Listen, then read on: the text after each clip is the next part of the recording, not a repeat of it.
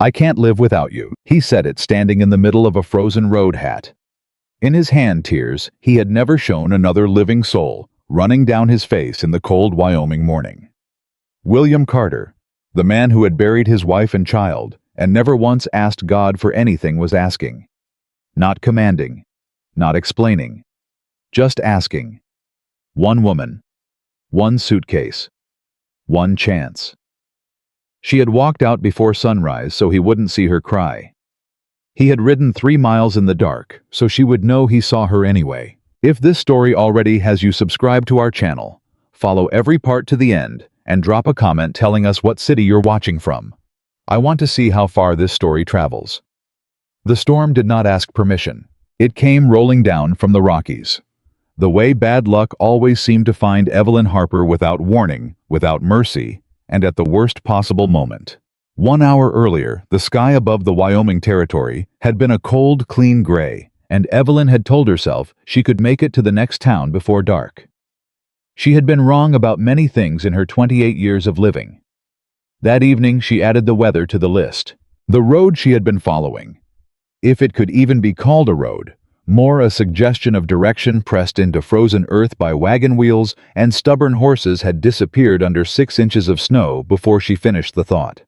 The wind hit her so hard she stumbled sideways and grabbed the nearest tree just to keep upright.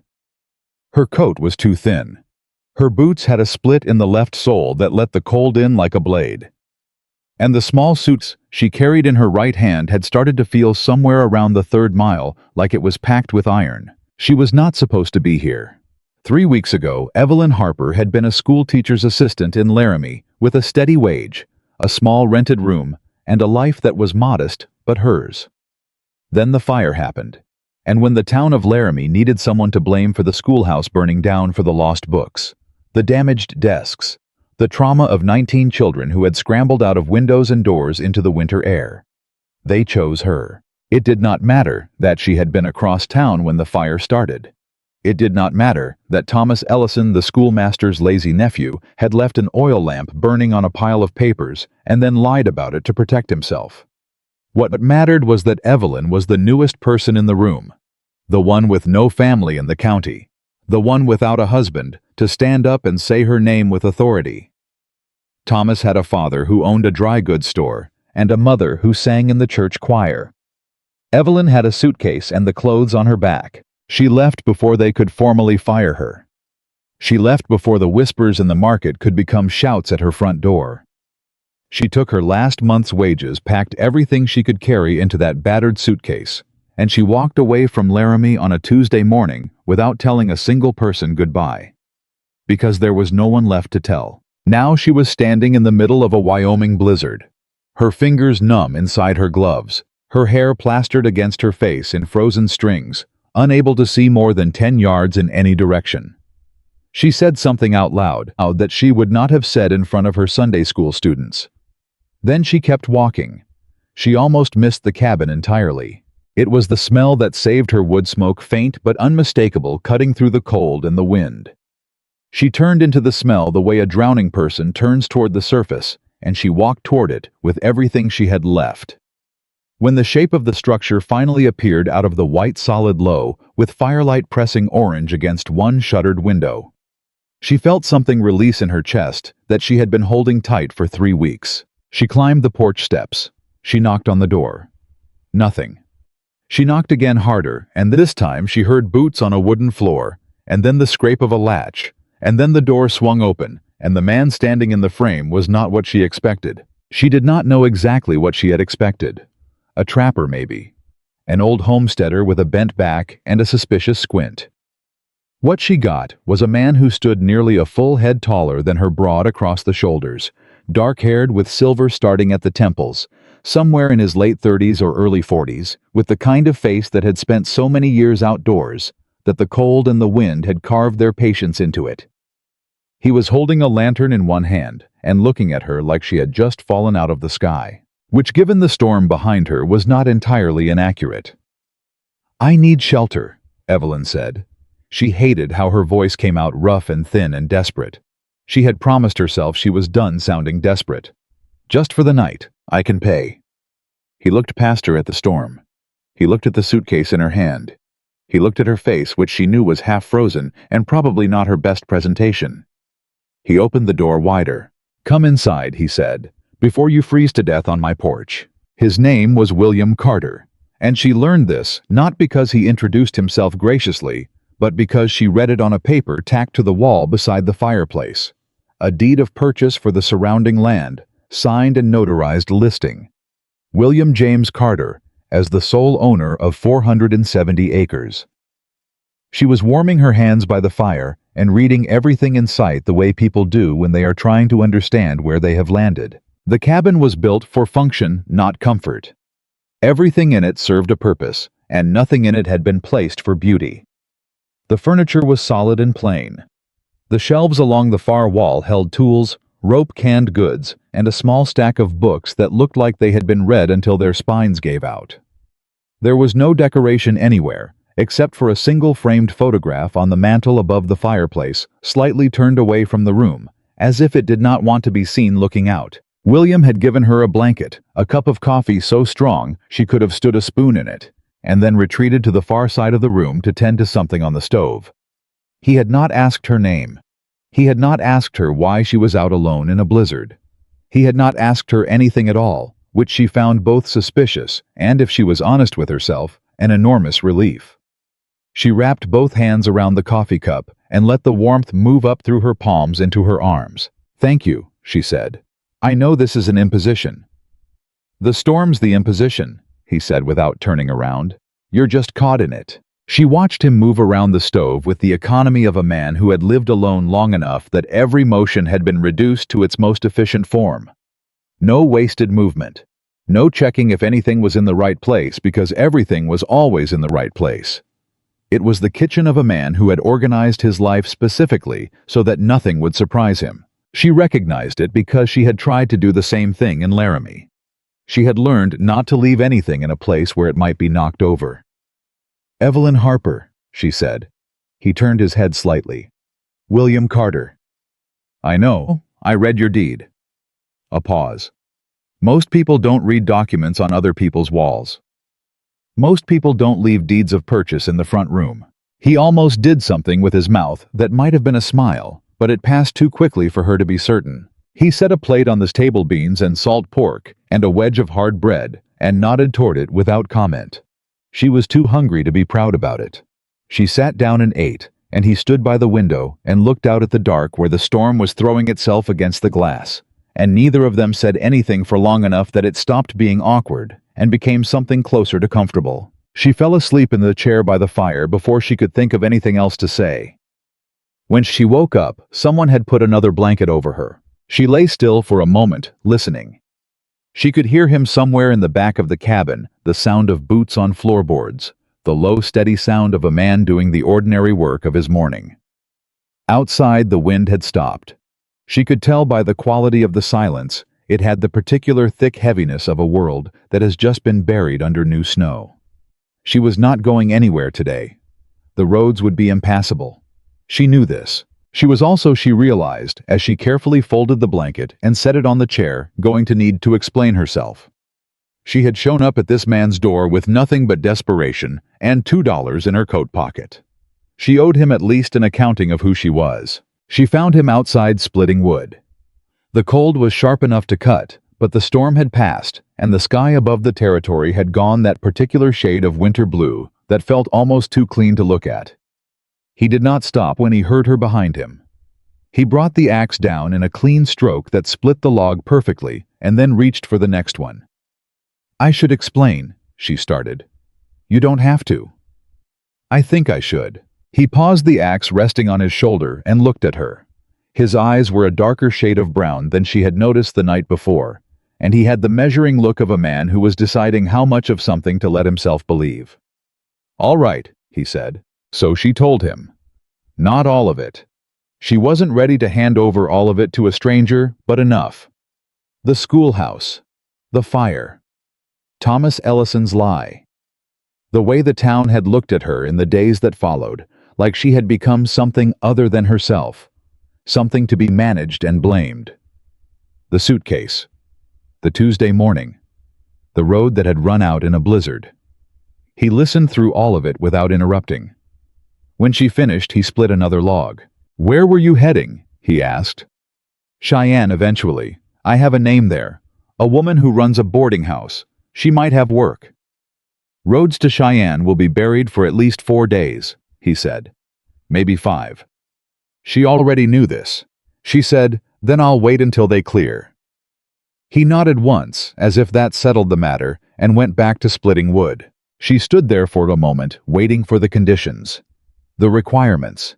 The things she would have to do or agree to in exchange for staying. She had learned to wait for them. There were always conditions. But he just kept splitting wood, and eventually she went back inside, and the morning passed quietly, and no conditions came. That was the first strange thing about William Carter. The second strange thing was the ledger. She found it by accident on the second day when he asked her if she would mind copying out a list of expenses into a clean record book. While he rode out to check on the cattle, he kept pastured on the far side of the property. He handed her the old ledger and the blank one and a pen, and said it was simple copying work, and he appreciated the help and would be back by midday. It was not simple copying work. The old ledger was a disaster. Not in the sense that the numbers were wrong. William Carter was clearly a careful man who tracked every dollar that came in and went out of his operation. But the system he used made almost no sense from the outside. Expenses were recorded in no particular order. Categories were mixed together. Dates were skipped. There was no running total, no summary, no way to see at a glance how the ranch was actually performing against its costs. Evelyn sat at the table for 10 minutes, just looking at it. Then she pushed the blank ledger aside and started over. She did not copy the old records. She reorganized them. She went back 3 months and rebuilt the ledger from scratch. Income in one column, expenses by category in separate columns, a running total in the rightmost column, monthly summaries at the bottom of each page. She noted the discrepancies she found. She noted the places where it looked like someone might have overcharged him for supplies. She noted the areas where his costs were higher than they needed to be. She did it quickly and neatly, and without being asked, because it was obvious, and because she could not look at a messy problem and leave it messy. When William came back at noon, he took off his coat and hat and walked to the table and looked at what she had done. He was quiet for a long time. "That's not what I asked for," he said. "I know. You redid 3 months of records. You were overcharged by your feed supplier in October," she said. $12. And if you track your cattle expenses separately from your equipment costs, you'll be able to see which part of the operation is running lean and which one's eating your margin." He looked at her. He looked at the ledger.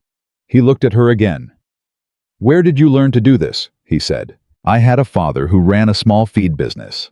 I kept his books from the time I was 14 until he died. Then I taught school because a woman can't run a feed business without a husband, apparently." She paused. "I could keep going forward if you'd like. I have the time." He sat down slowly across from her and turned through the pages she had organized. She watched his face while he read the small movements of a man processing information and finding it orderly, and not being entirely sure how to respond to something orderly appearing in the middle of his life. "You found a $12 overcharge," he said. "In October. There may be others if we go back further." He turned another page. "Keep going," he said. That was the 3rd day. And the 4th day, she asked if she could look at the cattle records. And on the 5th day, she noticed that the fence on the north side of the property, according to a supply receipt she found in a drawer, had been repaired in September at a cost that seemed extremely high for the amount of fencing involved, and she asked William about it over dinner, not accusingly, just curious the way she asked about things that did not add up. He set down his fork. "Henderson," he said. "Who is Henderson?" "Man I hire for odd jobs. He's been working for me 4 years. He charged you for 60 yards of fence material in September. He told me a section of the north run had gone down.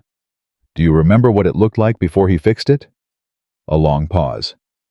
"I didn't ride out to check." "You trusted him?" 4 years, William said. "Never had a reason not to." She turned the receipt toward him on the table. He picked it up and looked at it for a long time. "How much?" he said. His voice was level, but something underneath it had gone cold. If he only repaired what would reasonably need repairing, based on the prior inspection records I found, he charged you for roughly 3 times the materials actually required. She kept her voice careful, factual. It could have been an error. Prices fluctuate. But the quantities listed don't match the line items. He set the receipt down with a very deliberate gentleness that she recognized as controlled anger. I see, he said. They ate the rest of dinner in silence, but it was a different kind of silence than the comfortable one she had begun to recognize as simply being part of how he moved through the world. This one had edges in it. When she got up to clear the table, he said without looking up from the receipt still sitting beside his plate. Thank you for finding that. She did not tell him it was nothing. It wasn't nothing. She said, you're welcome, and washed the dishes, and outside the window, the Wyoming territory settled into its long winter night. On the 7th day, he told her the roads were passable. She was sitting at the table with the ledger and a cup of coffee, and she had found what looked like a second discrepancy in the supply records, a lumber charge that did not match any of the listed projects, and she had been making notes in the margin when he came in from outside and said it. She looked up. The roads, he said. They're clear enough to travel, if you're still planning to head to Cheyenne. She looked at the ledger. She looked at her notes. She thought about the boarding house in Cheyenne and the woman whose name she had been given by someone who might or might not remember having given it. She thought about how she had woken up this morning without the particular coiled tension in her stomach that had been her constant companion for 3 weeks. The tension that came from not knowing where she would sleep or what she would eat, or whether today would be the day she ran out of whatever was keeping her upright. I've found several irregularities in your accounts, she said. If you don't mind, I'd like to finish going through them before I leave, so you have a complete picture. He stood in the doorway for a moment. All right, he said. Just that. She went back to the ledger. He went back outside. And the question of Cheyenne remained where she had quietly set it down off to the side, where she could pick it up again whenever she decided she was ready. She was not yet ready. What she did not say, and what she spent the next 2 days carefully not examining, was the other thing, the thing that had nothing to do with ledgers and everything to do with the way William Carter moved through his own house, like a man who had learned to take up as little space as possible. The way he thanked her quietly for small things, a cup of coffee left where he could find it, a door held a meal timed right. As if small kindnesses were rare enough in his life to be worth acknowledging. The way he sometimes stopped in the middle of a sentence, not because he had forgotten what he was saying, but because he seemed to be deciding whether saying it was worth the risk. She recognized that too. On the 9th day, they had their first real argument. It started because of the photograph. She had not meant to be looking at it. She was dusting the mantle she had started cleaning, because sitting still with nothing to do was worse than working, and William had raised no objection when she began reorganizing the kitchen, and she picked up the photograph to dust beneath it, and she looked at it. A woman, young and dark-haired and laughing at something outside the frame. Beside her a child maybe 2 years old, with William's dark eyes and a fistful of grass in one hand. She set it back exactly as she found it, turned slightly away from the room, but she stayed with it a moment too long, and when she turned around, William was in the doorway. You can ask, he said. His voice was flat. I wasn't going to. Most people can't help it. She turned to face him properly. I don't need to know everything about the people I'm staying with. That's not my business. Then why did you look so long? She was quiet for a moment. Then she said, because you keep it turned away, not toward the room, away from it. People usually put photographs on a mantle so they can see them. She paused. But you put it there so you don't have to. The silence that followed was the longest one they had shared. Outside, a horse moved somewhere, and the wind picked up briefly and then dropped again. You're perceptive, he said. Not a compliment, not an accusation, just a statement of fact. Sometimes, she said, I'm also sometimes wrong. Not this time. He walked past her to the stove and poured himself coffee, and she thought he was going to leave it there, close the door on it, the way he closed doors quietly and completely. But he stood with his back to her for a moment, and then he said, her name was Clara, the baby was Henry. She didn't say anything. She just waited. Fever, he said. Spring of '78. Henry went first. Clara went 5 days later.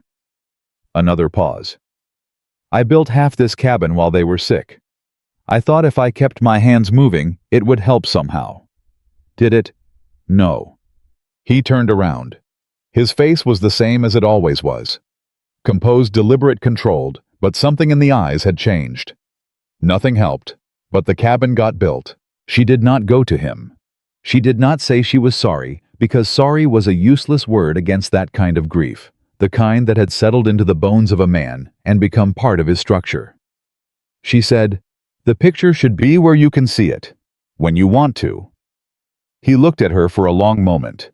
Then he crossed to the mantel, picked up the photograph, and turned it so it faced the room. I walked back to the stove without saying anything else, and she went back to dusting, and the cabin held both of them in its quiet, while Clara and Henry looked out at the room for what might have been the first time in years.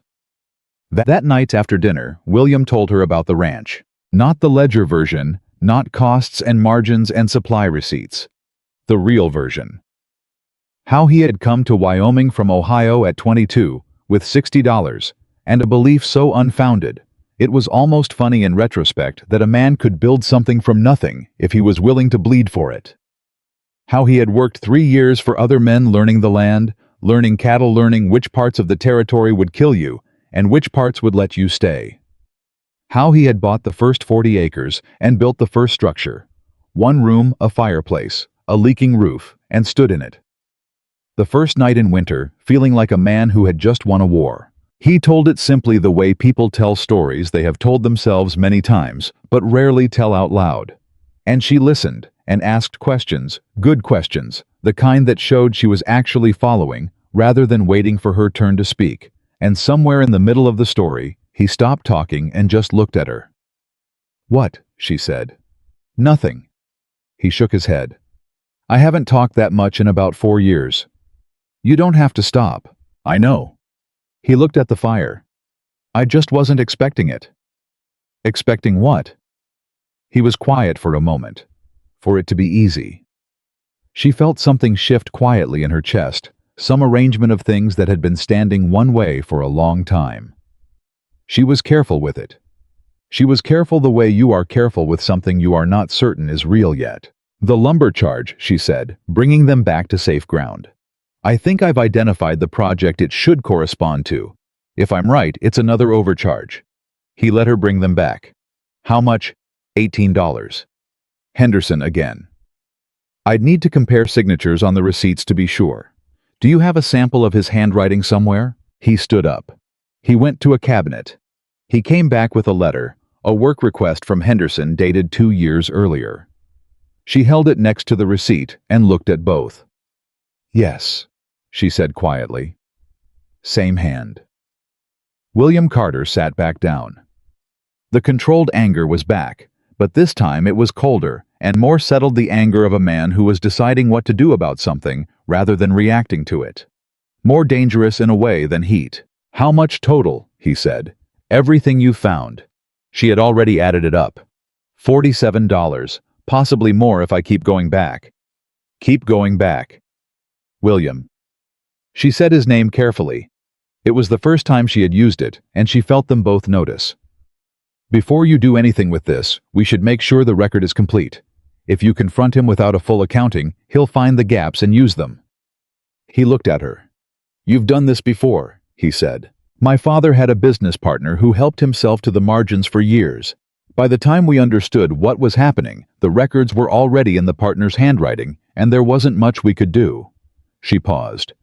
"You need everything documented. Then you go to him with the full picture, and no room for him to maneuver." He was still looking at her with that measuring expression. "Why are you doing this? You gave me shelter in a blizzard and food and a blanket, and you didn't ask for anything back." She met his eyes steadily. "I know how rare that is." He did not look away. She did not look away. "The roads to Cheyenne are clear," he said again. "You said you'd stay until you finished going through the records." "I'm not finished yet." "No," he said slowly. "You're not." And something in the way he said it, the way his voice was careful and deliberate, and not entirely about the records at all, made her turn back to the ledger and put her eyes firmly on the numbers where they were safe, where they added up, where everything had an explanation and a corresponding entry on the opposite side of the page. Outside, Wyoming settled into winter. Inside, something was beginning quiet and precise, the way the most important things always begin, not with drama or announcement, but with one ordinary moment at a time. The morning she found the third discrepancy, Evelyn almost didn't say anything. She had been sitting with the ledger since before William came in from the barn, the lamp still burning because the winter light through the window was too thin to work by, and she had gone back 6 months the way he asked.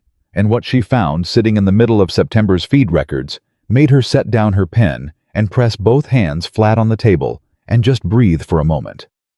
It wasn't $47 anymore. She picked up her pen. She checked the numbers again. She checked them a third time. When William came through the door stamping snow from his boots, she said without looking up, "Sit down." He stopped. Something in her voice made him not argue. He sat. She turned the ledger toward him and put her finger on the line. "This entry here. Feed purchase Henderson's signature August 15th. She moved her finger. "And this one. August 22nd. Same supplier, same quantities, 7 days apart." He looked at the page. She watched his face. "He billed you twice for the same delivery," she said. The silence lasted 3 full seconds. "Show me," he said. She showed him. She had pulled the original delivery receipts from the folder in the cabinet and set them side by side with the ledger entries. 1 delivery. 2 charges. The handwriting on both ledger entries matched. Henderson's signature on both. The delivery receipt. The one actual piece of paper that confirmed what had physically arrived at the ranch bore 1 date and 1 signature from the supplier's man. William looked at both pages for a long time without speaking. She let him look. She understood the particular quality of silence that belongs to a man reordering his understanding of something he thought he knew. 4 years, he said. "I know. I trusted him with everything on this property." "I know," she said again more quietly. He closed the ledger. He opened it again. He pushed back from the table and stood up and walked to the window and stood with his back to her, and she could see from the set of his shoulders the exact war happening inside him. The anger, fighting the grief, fighting the anger again. She knew that war. She had fought it herself in Laramie, standing in the middle of her small room, trying to understand how a town she had served honestly could turn its back on her so completely. "How much?" he said. "Total. Everything. Including this." She looked at her notes. $73, and I haven't finished going back through January and February. He turned around. "Finish." "William, before we go any further with the numbers, I need to ask you something." She kept her voice even. "Is Henderson the only one who handles purchasing for the ranch?" He met her eyes. She watched him understand the direction of the question. "There are 2 others," he said. "Rawlings handles the cattle sales. Briggs handles the equipment." "Then I need to see their records too." The pause that followed was long enough that she heard the wind shift outside, heard a horse stamp in the barn. Then William went to the cabinet, pulled out 2 more folders, and set them on the table in front of her without a word. She pulled them toward her and opened the first one. She worked for 3 hours straight while he moved around the cabin behind her, doing the ordinary business of the ranch that still needed doing, regardless of what the ledger said. Sharpening tools, oiling tack, heating midday coffee. He brought a cup and set it beside her without comment. She drank it without looking up. At some point he made food, and they ate it in the particular focused silence of 2 people who are in the middle of something and know it. At 2:30 in the afternoon she set down her pen. "Rawlings is clean," she said. "Or at least his records are. His sales figures match the cattle tallies, and I can't find anything that doesn't correspond to a legitimate transaction." "And Briggs?" She turned the equipment folder toward him and pointed to a series of entries near the back. He sat down. He looked at them for a long time. Then he said a word she had not heard him use before, low and controlled, and she did not remark on it. "Different method," she said. "Briggs doesn't double bill. He inflates. Look at the quantities actual equipment purchased versus what's listed. He's consistently adding 10 to 15% to every materials order. Small enough that it wouldn't catch your eye on any single invoice. Over 18 months, it adds up to... She looked at her notes. $61. William put his elbows on the table and his face in his hands for just a moment. Just one moment of it, and then he straightened and became himself again. But she had seen it. The cost of it. What it meant to a man to sit across a table from evidence that the people he had chosen to trust had been lying to his face for years. "Are you all right?" she asked. He looked at her like the question had come from a different direction than he expected. "No one's asked me that in a while." "Then let me ask it again. Are you all right?" He was quiet for a moment. "I will be," he said, "when I figure out how to handle this correctly." "That's what I'm here for," she said, and then caught herself because she hadn't planned to say it that way, and he heard the unplanned quality of it, and a small thing passed across his face. "I thought you were here because of the blizzard," he said. "The roads have been clear for 5 days." The words sat between them on the table beside the ledger and the folders and the careful rows of figures she had spent 3 hours building into something he could use. He looked at them the way he looked at everything that mattered steadily, without flinching, taking his time. "Stay," he said. Not a question. Not exactly a request. Just the word direct and plain, the way William Carter said everything when he was being most honest. She looked at him. She looked at the ledger. She thought about the boarding house in Cheyenne and the name she had been given and the life that was waiting for her in a town where no one knew her name yet. "Until this is resolved," she said. "Until this is resolved," he agreed. Neither of them looked away quite quickly enough. That afternoon, she made a list. Not of figures. She had enough figures, but of what they actually knew, organized into what could be proven, what was strongly indicated, and what was still circumstantial. She worked through it the way her father had taught her, step by step, removing feeling from fact, because feeling would not hold up in front of a county commissioner, and fact would. When she showed it to William, he read it through twice. "You're thinking ahead to an official complaint," he said. "I'm thinking ahead to you not losing this case because Henderson's cousin is the town clerk, and he found a gap in your documentation." She had already thought about the town clerk. She had already thought about a lot of things. "We need your side of this to be perfect before you move. Every number verified. Every receipt cross-referenced. No loose ends." "You sound like a lawyer," he said. "My father sued his partner and lost because of 2 missing receipts." She said it simply. "I paid attention to why."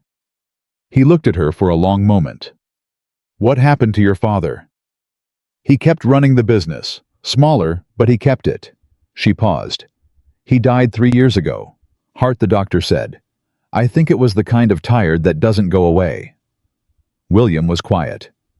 "What happened to the partner?" he said. "He moved to Denver, opened another business." She kept her voice flat. "As far as I know, he's still there." William picked up the list and looked at it again. "Then let's make sure we don't have any missing receipts." They worked until the lamp began to gutter, which is how she knew it was well past 10 o'clock. William added wood to the stove without being asked and brought more coffee. The strong kind that was starting to feel like the specific taste of this particular life. This cabin, this work, this careful thing they were building together out of records and trust, and the particular honesty of 2 people who had both been hurt enough to know the value of truth. When she finally set down her pen for the night, she rolled her right hand gently and found it stiff from hours of writing.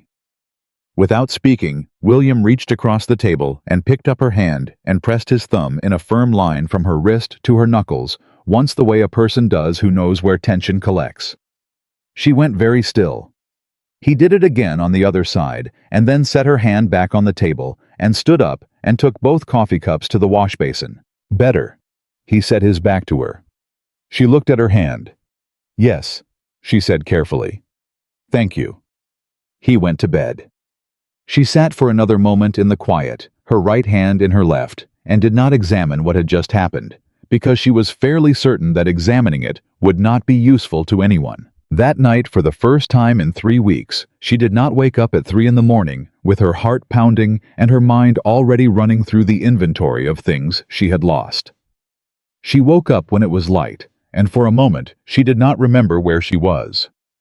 Then she heard him in the kitchen, the particular sound of coffee being made, and she remembered, and the thing that moved through her was warm and quiet, and she pressed it down firmly before she got up. 3 days later, Henderson came to the ranch. Evelyn heard him coming from the window, a man on horseback heavyset with a wide hat pulled low. She watched William walk out to meet him in the yard. She stayed inside. She had suggested it the night before, when they agreed on how to handle this first contact, and William had agreed without making her feel like she was being kept out of it. He understood her role was the records. His role was standing in a cold yard looking a man in the eye. She could not hear the conversation from inside. She watched the body language. Henderson was relaxed at first, the easy posture of a man expecting an ordinary errand. Then something William said changed it. Henderson shifted in his saddle. He took off his hat and put it back on. He leaned forward and said something, and William held up one hand, not threateningly, just stop, and said something back. Henderson's horse moved sideways, which horses do when the rider's legs tighten unexpectedly. The conversation lasted 7 more minutes. Then Henderson rode away, and William came back inside, and she could read from his face that it had gone the way she expected. He denied it, she said. All of it. Said the double billing in August was a clerical error by the supplier, not him. Said the overcharges on materials were because prices went up and I was getting good quality. He hung his coat on the hook. He was very calm about it, rehearsed. He's been expecting this, she said. Maybe. He turned to her. He also said something else. She waited. He asked who'd been going through the books. William's voice was careful and precise. He said he'd heard there was a woman staying at my ranch. He asked if she was the one filling my head with suspicions. The word he used, filling, sat in the air between them. And, she said, and I told him the books spoke for themselves, that I didn't need anyone to fill my head with anything because the numbers were right there and I could read. She looked at him. Did he believe you? No. William's jaw was tight. He's going to make trouble. He has people in this county who'll take his word over mine. Then we file before he does, she said. She was already crossing to the table, already reaching for the organized file she had spent 4 days building. We go to the county commissioner's office with everything: the ledger, the receipts, the comparison figures, the delivery records. We go. Monday morning before Henderson has time to get there first and start a different conversation. It's Friday, William said. Then we have tonight and tomorrow to make sure everything is right. She sat down and pulled the lamp closer. Sit down, William. We have work to do. He sat.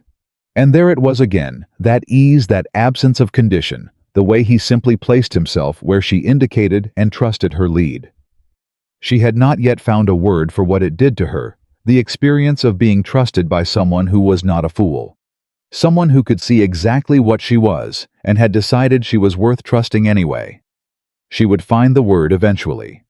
She was in no hurry. On Saturday, something shifted. Not in the records. Not in the case they were building. Something else. Something in the texture of the day. The way the light moved through the cabin, and the way the silence between them had begun to feel not like emptiness, but like fullness. Like a room that is not bare but simply clean. She had stepped outside in the early afternoon to get cold air and clear her head, and she had walked out to the paddock fence and stood there watching William work with the young horse he'd been training, a gray, barely 3 years old, still learning that a man on its back was not a threat.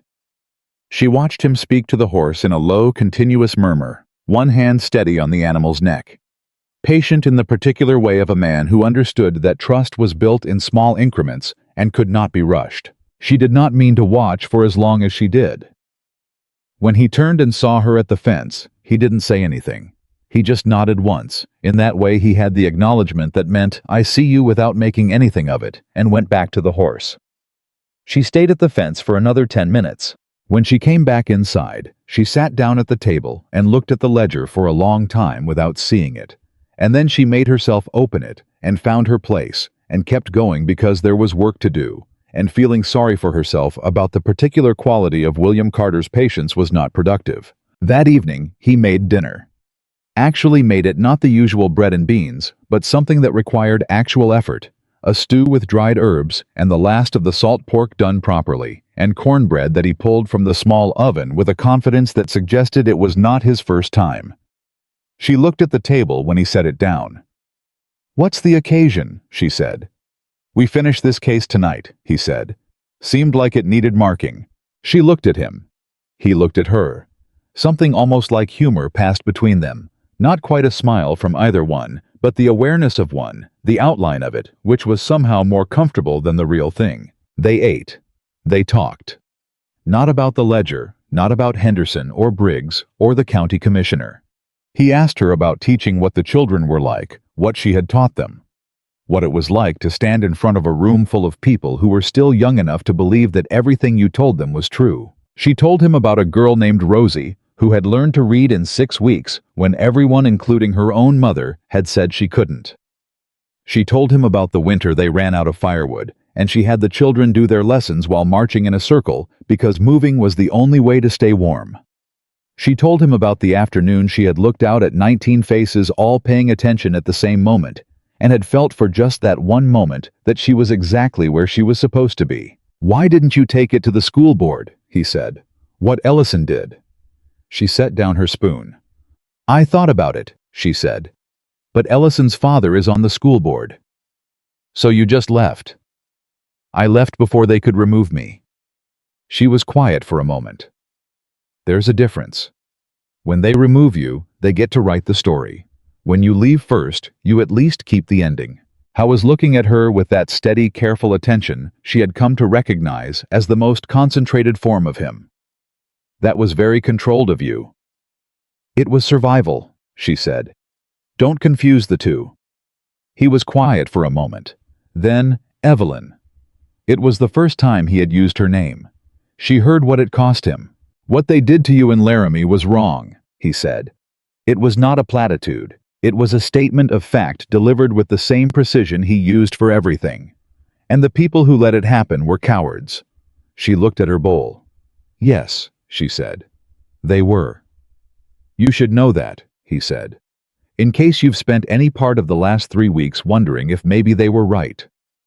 She looked up at him. She had. Of course she had. In the 3 o'clock mornings in the cold miles of road, she had spent considerable time in that particular hell. Wondering if she had done something, said something, been something that made her an easy target.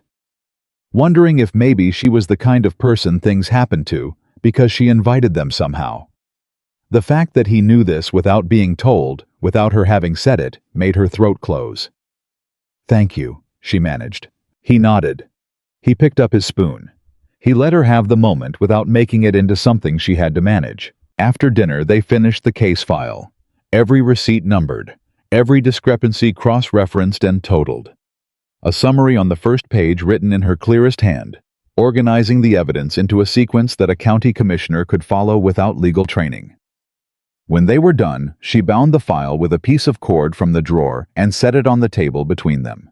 $91, she said. "Between Henderson and Briggs. That's the documented total. There may be more if you go back further than 8 months." "Is it enough?" he said. "It's more than enough.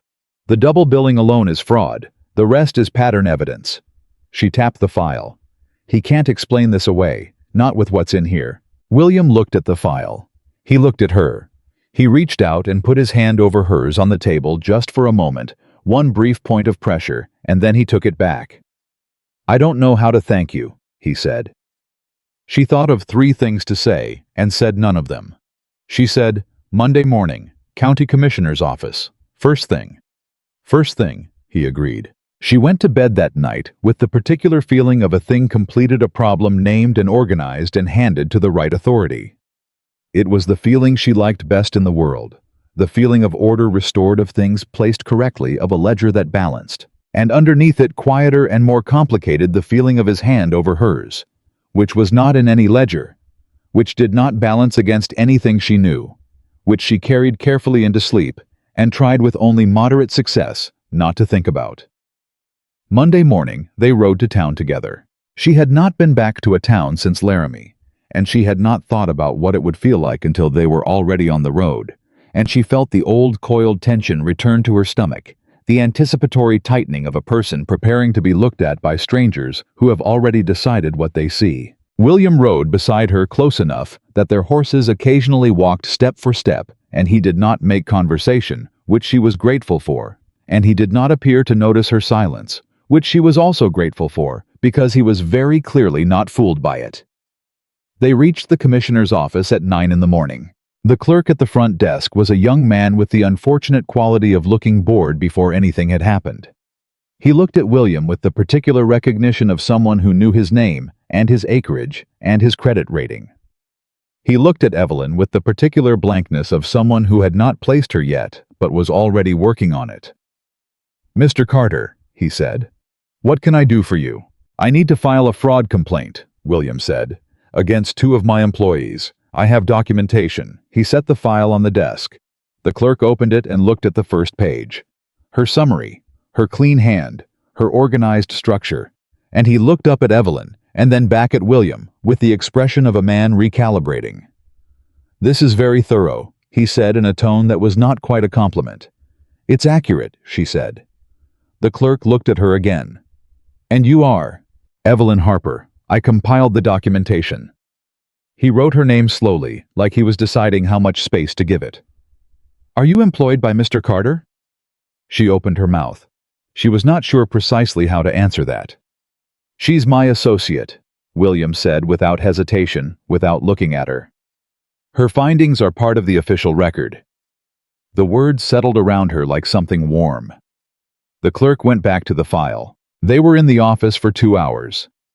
The deputy commissioner came out from the back room and asked questions, good ones, thorough ones, and she answered every one of them precisely, and William sat beside her with his arms folded and confirmed every figure she quoted from memory.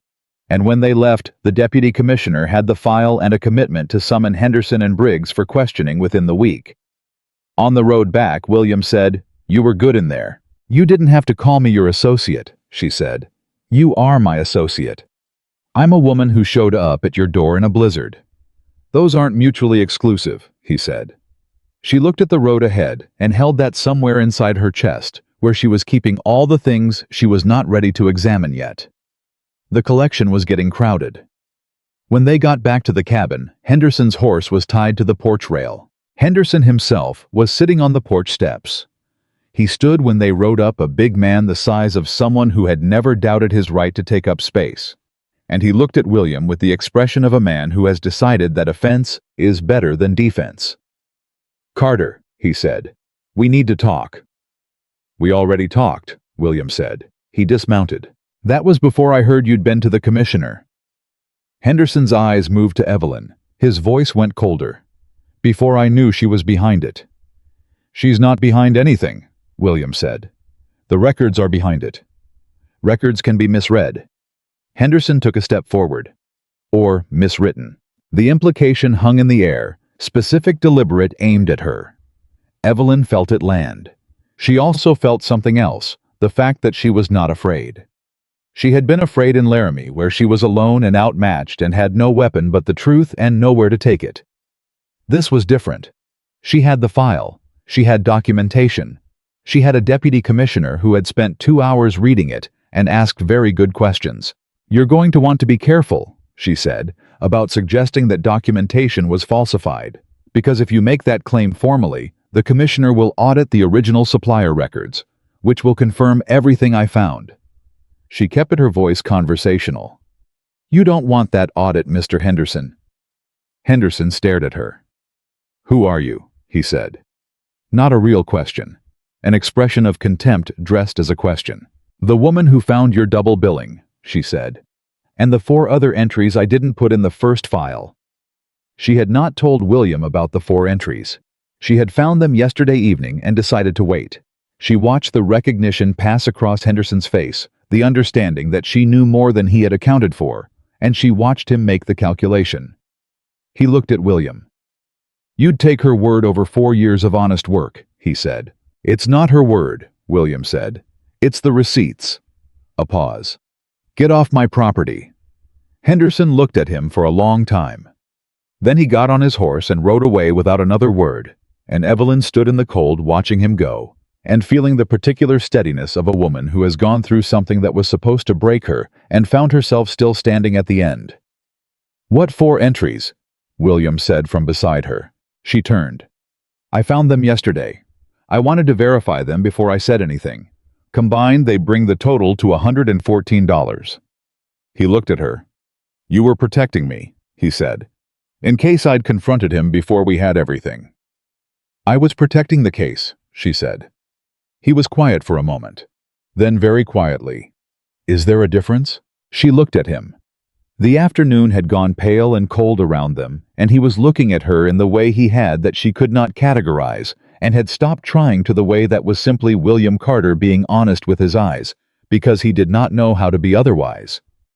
"I'll get the file," she said, and she went inside before he could say anything else, before the thing collecting in her chest expanded past the point where she could keep it contained and still function because they still had work to do, and because she was not yet ready for what happened when the work was done. Not yet. But she could feel it coming steady and patient the way spring comes in Wyoming, slow and unstoppable, and entirely certain of itself. The hearing was set for the second Thursday of March, and in the 10 days between Henderson's visit to the porch and that Thursday morning, the ranch became a different place entirely. Not because anything changed in the visible, measurable sense. The cabin was still the same cabin. The work was still the work. William still rode out at first light, and came back before noon, and split wood in the afternoon with that same economical precision that she had stopped noticing precisely because she had started watching for it.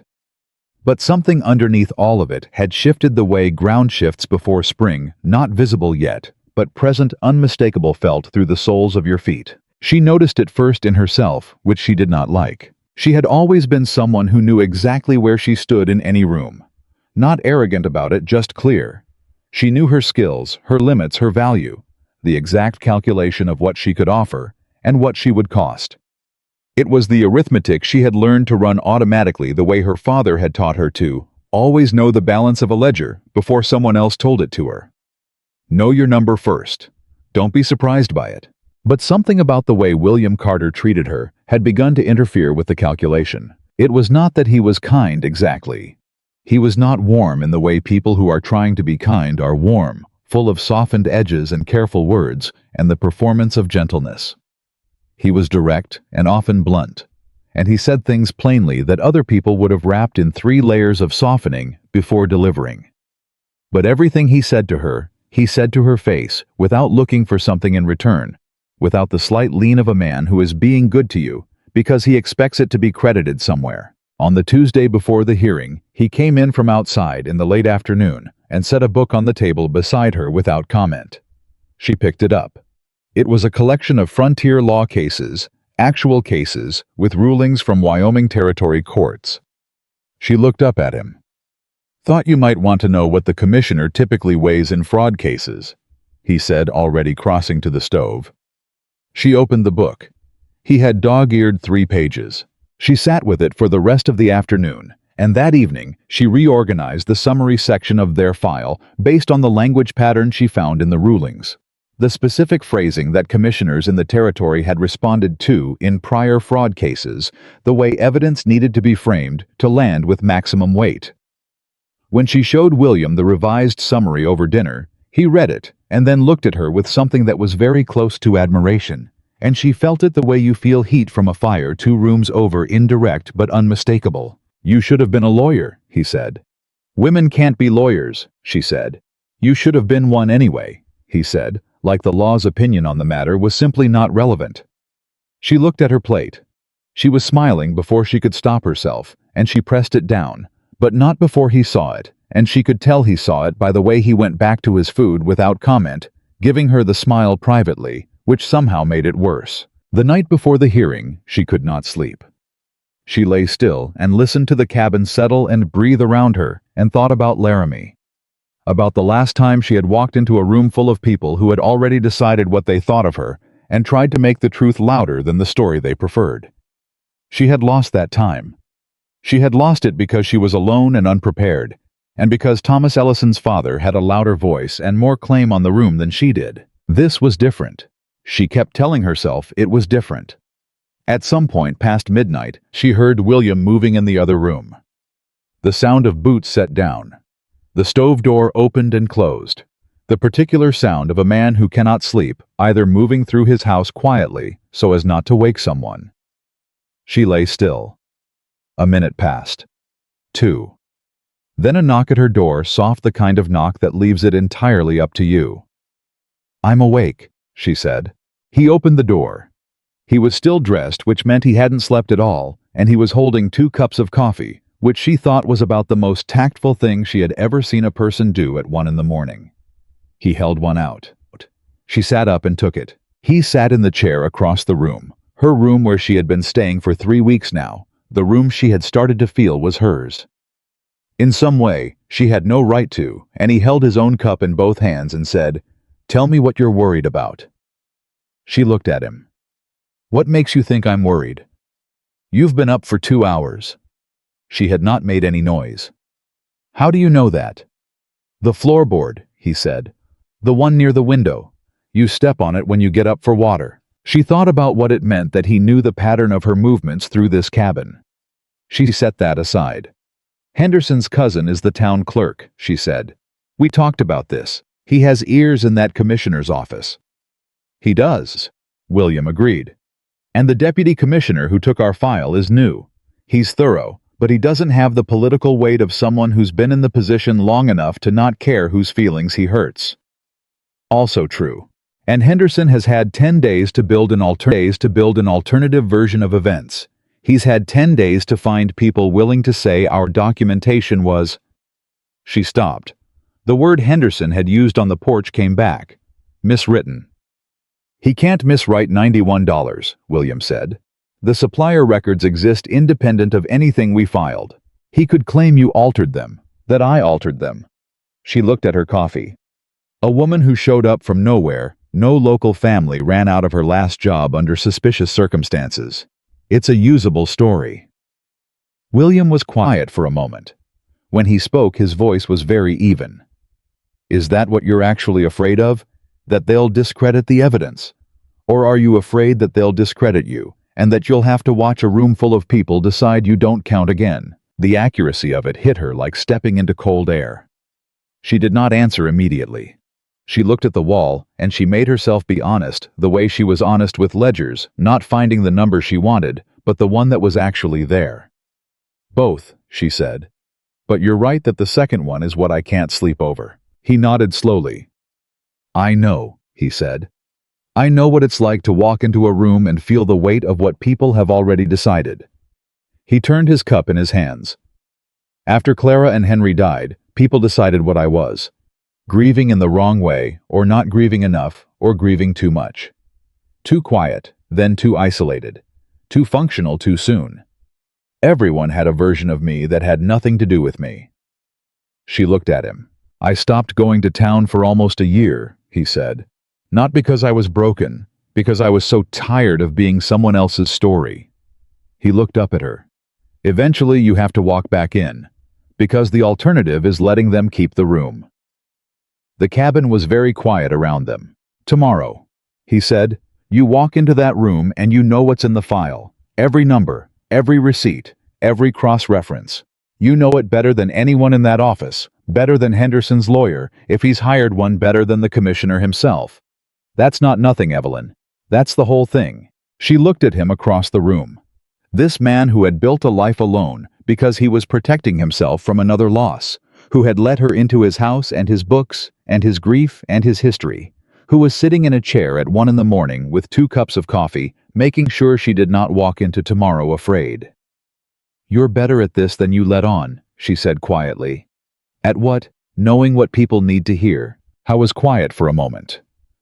"I've been paying attention," he said. And the way he said it made it clear he was not talking about the hearing. She looked at her coffee. She said, "Get some sleep, William." He stood. He took the empty cup from her when she held it out. He walked to the door and then stopped with his hand on the frame. "You're not in Laramie," he said. "You're not alone. Whatever happens tomorrow, remember that." I went to bed. She sat in the dark for another half hour, holding those words where she could feel them, and when she finally lay back down, she slept. Thursday morning came cold and clear.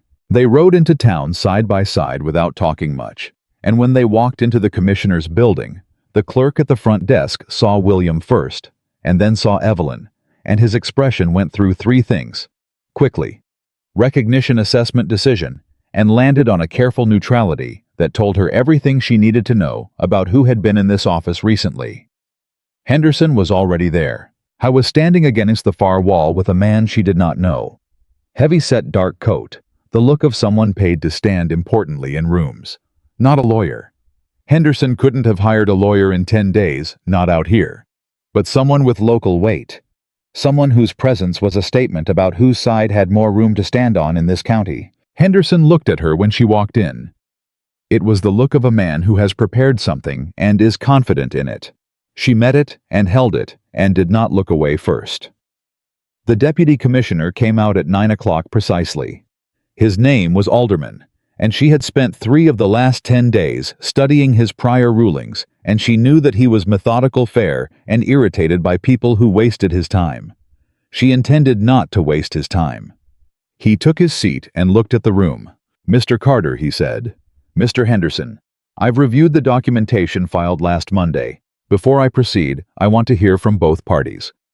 Mr. Henderson, the complaint against you involves a double billing in August and 4 additional overcharge entries.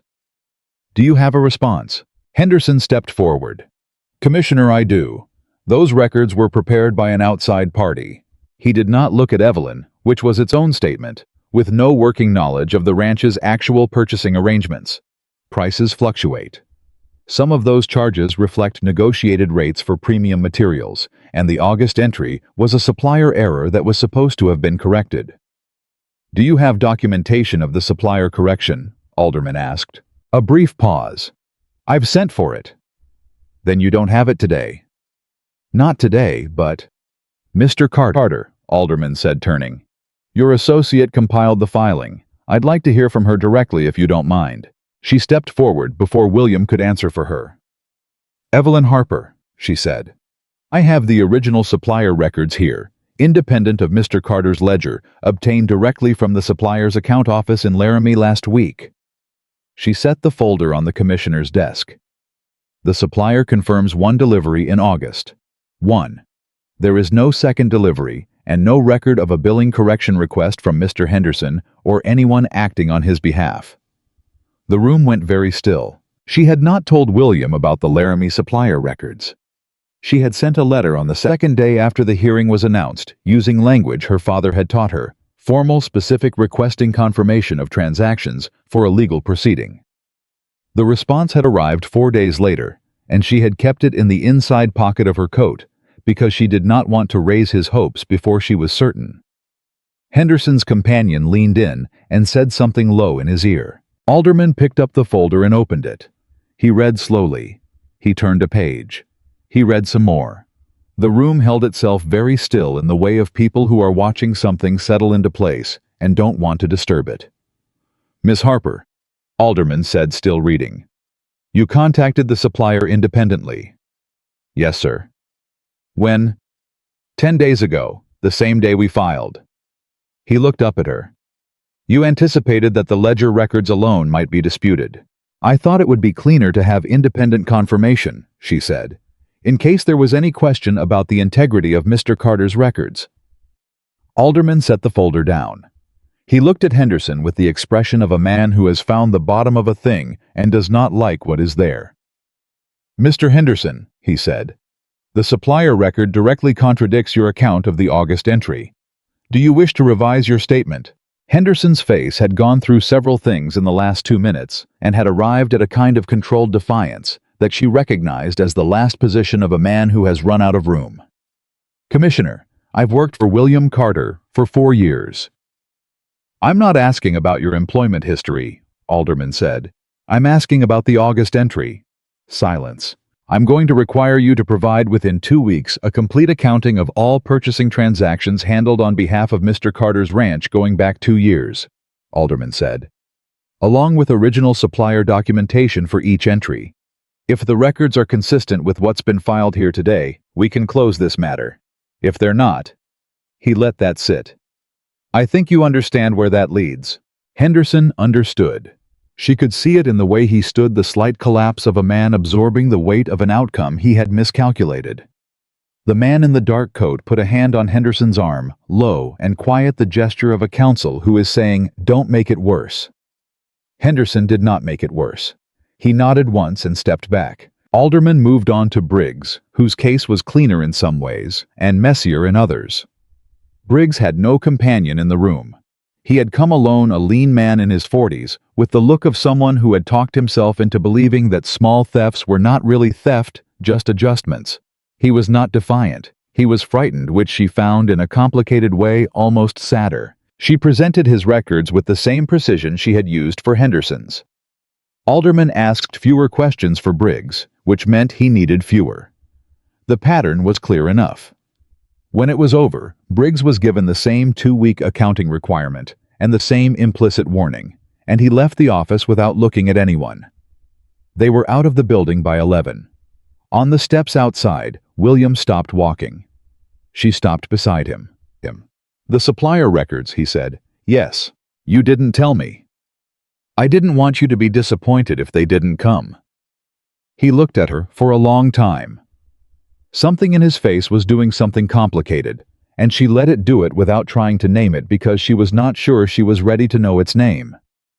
"You sent that letter the day after we filed," he said. "Yes. Evelyn, that's—" He stopped, started again. "I have never had anyone do something like that for me." She felt the words land in the place where she had been keeping everything she was not ready to examine. It was getting very full in there. "It was the logical next step," she said. "That's not what it was," he said quietly.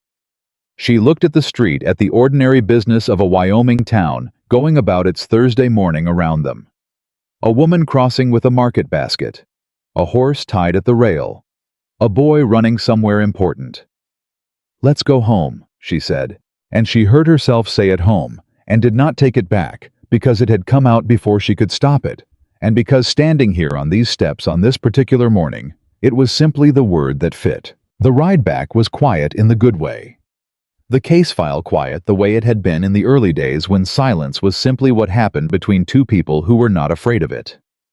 But underneath it, she was aware that something had been added, something the morning had put there that had not been there before. She was aware of it, the way you are aware of a door that has been opened in a house you thought you knew completely, not alarmed by it, not rushing through it, just knowing it is there. Knowing the air is different now. When they got back to the ranch, William took care of the horses, and she went inside and put the kettle on and stood at the window while it heated, watching him move through the yard with the ease of a man on his own ground. The man who had built this place from $60 and belief and 4 years of bleeding for it. She thought about what he had said the night before. "You're not in Laramie. You're not alone." She thought about the file in the commissioner's office, about the supplier records in her coat pocket that morning, about the particular way Alderman had looked at her when she set the folder on his desk. Not with skepticism, not with the assessing look of a man deciding how much authority to grant her, but with the straightforward attention he gave to evidence that was doing its job. She had been seen this morning as exactly what she was. No more, no less. Not a woman who needed explaining. Not a liability. Not the person Thomas Ellison's lie had made her. Just someone who knew what she was doing and had done it well. She had not realized until this moment how long she had been waiting for that. When William came inside, she was still at the window. He stopped when he saw her face. "What is it?" he said. She turned. She said, "Nothing bad, I just—" She stopped searching for the right word and finding it was simpler than she expected. "I needed a minute." He took off his coat. He hung it up. He came to the kitchen and stood across from her close enough that she was aware of the specific gravity of him, the way certain people occupy space in a room so that the room arranges itself around them without meaning to. "You did something extraordinary today," he said. "We did," she corrected. "Evelyn." She looked up at him. "I know you need it to have been we," he said. "I know you need it to be practical and documented and logical. I know you need to file it somewhere where it makes sense." His voice was careful, honest, the way it always was when he was saying something important. But I want you to let yourself have it for 1 minute. You did that. You thought ahead when I didn't. You protected the case and you walked into that room this morning and you were better than everyone in it." He paused. "Let yourself have that." She looked at him. She let it in. Just for a moment, let herself feel the weight of the morning, the 10 days before it, the ledger and the receipts and the letter sent to Laramie. All of it adding up to that folder on Alderman's desk, and the look on Henderson's face when the room went still. And then, because she was Evelyn Harper, and she had learned to keep things moving forward, she said, "All right, I've had it." He almost smiled. It was very nearly a full one this time. "Good," he said. "I'll make lunch." Spring came to Wyoming the way it always did, not kindly, not dramatically, but stubbornly pressing against the cold until something had to give. The snow on the north-facing slopes held on longest the way, stubborn things do, but the yard around the cabin began to show earth again by the end of March, and Evelyn found herself standing at the edge of it one morning, looking at a patch of ground beside the south wall that caught the most sun. She had a thought. She did not act on it immediately. She had been at the ranch for 6 weeks by then. The hearing had produced its result. Henderson had failed to produce documentation for 11 of the transactions Alderman had flagged, and Briggs had admitted to 3 of the quantity inflations under questioning. The commissioner's formal ruling came down the second week of March. Both men were required to repay the documented amounts. Henderson faced an additional fraud penalty, and their employment was terminated. William had received the letter on a Tuesday afternoon, and read it at the kitchen table, and then folded it carefully, and set it down, and said quietly, and without dramatics, "That's done then." She had been about to say yes, that's done, which meant it was time to think about Cheyenne. She had been about to say it for 3 days, and had not yet said it, because the other thing that had been happening underneath the case, underneath the work, underneath the quiet morning coffees, and the late evenings by the lamp, and the way they had fallen into a rhythm that felt less like a temporary arrangement, and more like just the way things were. That other thing had been building steadily in the way of spring in Wyoming, pressing and relentless, and she was running out of ways to pretend she didn't feel it. William felt it too. She knew this with the same certainty she knew when a ledger balanced, not because anyone had said so, but because the numbers were right there. The problem was that feeling something and knowing what to do about it were 2 separate ledgers entirely, and she had not yet figured out how to reconcile them. It was Martha Ellison who forced the issue. Not Martha Thomas's mother, who had come out from Laramie to visit her cousin, who lived 2 miles from William's ranch. Evelyn did not know this until she walked into the general store in town on a Wednesday afternoon to pick up supplies, and Martha Ellison was standing at the counter. Martha saw her at the same moment. For one long second, neither of them moved. Martha Ellison was a small woman who sang in the church choir and baked the best apple cake in Laramie County, and had stood in the schoolyard the morning after the fire and said nothing, while her son made Evelyn the reason for everything. Martha's face went through something complicated. Then she said in the hearing of everyone in the store, "Evelyn Harper, I heard you were in the county." Evelyn said, "Mrs. Ellison." The woman behind the counter had stopped moving. "I've been meaning to write," Martha said. Her voice had changed, gone quieter, lost its public quality. "What happened in Laramie? Thomas said things that weren't fair. I know that." Evelyn looked at her. "I should have said so at the time," Martha said. "I didn't. I am—" She stopped. "I'm sorry for that." The general store was very quiet. 3 people who had been pretending not to listen had stopped pretending. Evelyn stood with this for a moment. The anger was there. It was always there. The ember of it. The particular heat of having been wronged and made small and sent out into a blizzard, because a woman with a church choir voice had not spoken. She felt it. She also felt the particular fatigue of feeding it. "Thank you for saying so," she said. Martha nodded. Her eyes were bright in the way of women who have been carrying something they are relieved to set down. "I heard you've been keeping books for William Carter, that you helped him bring a fraud case to the commissioner." "I did." "People in this county know about it," Martha said. "They know what you did and how you did it." A pause. "You've made a name for yourself out here, Evelyn. A real one." Evelyn paid for her supplies. She walked back to the ranch. She tied the horse and carried the supplies inside and set them on the table and sat down in the chair she had made hers over 6 weeks and sat there for a long time. A name for herself. A real one. Not Thomas Ellison's name. Not the fire. Not the woman who ran. A name she had made herself with a pen and a ledger and a letter to a supplier in Laramie standing in a commissioner's office, knowing more than anyone else in the room. She sat with this until she heard William come in from the yard, and then she stood up because there was something she needed to do. "I want to plant a kitchen garden," she said. He stopped. She said it again. "The patch by the south wall. It gets good light. I could start it now and have something by June." He was looking at her with the careful attention he always gave to things that mattered. "That'll take months," he said. "Yes," she said. "You'd need to be here through the summer," he said. "Yes," she said again. The word was not about gardening, and they both knew it, and neither of them looked away. "Then plant it," he said. The next morning she got a trowel from the barn and began turning the earth beside the south wall, and the work was physical and grounding, and she did it with everything she had. And when William came to watch from the porch holding 2 cups of coffee, she did not need to look up to know he was smiling. She could feel it from across the yard. But 3 days later, everything changed. She did not see it coming, which was the thing that made it so devastating. She had thought she was watching for it, watching for the way happiness had a tendency to collapse to carry the seed of its own undoing, the way certain plants carry their own frost.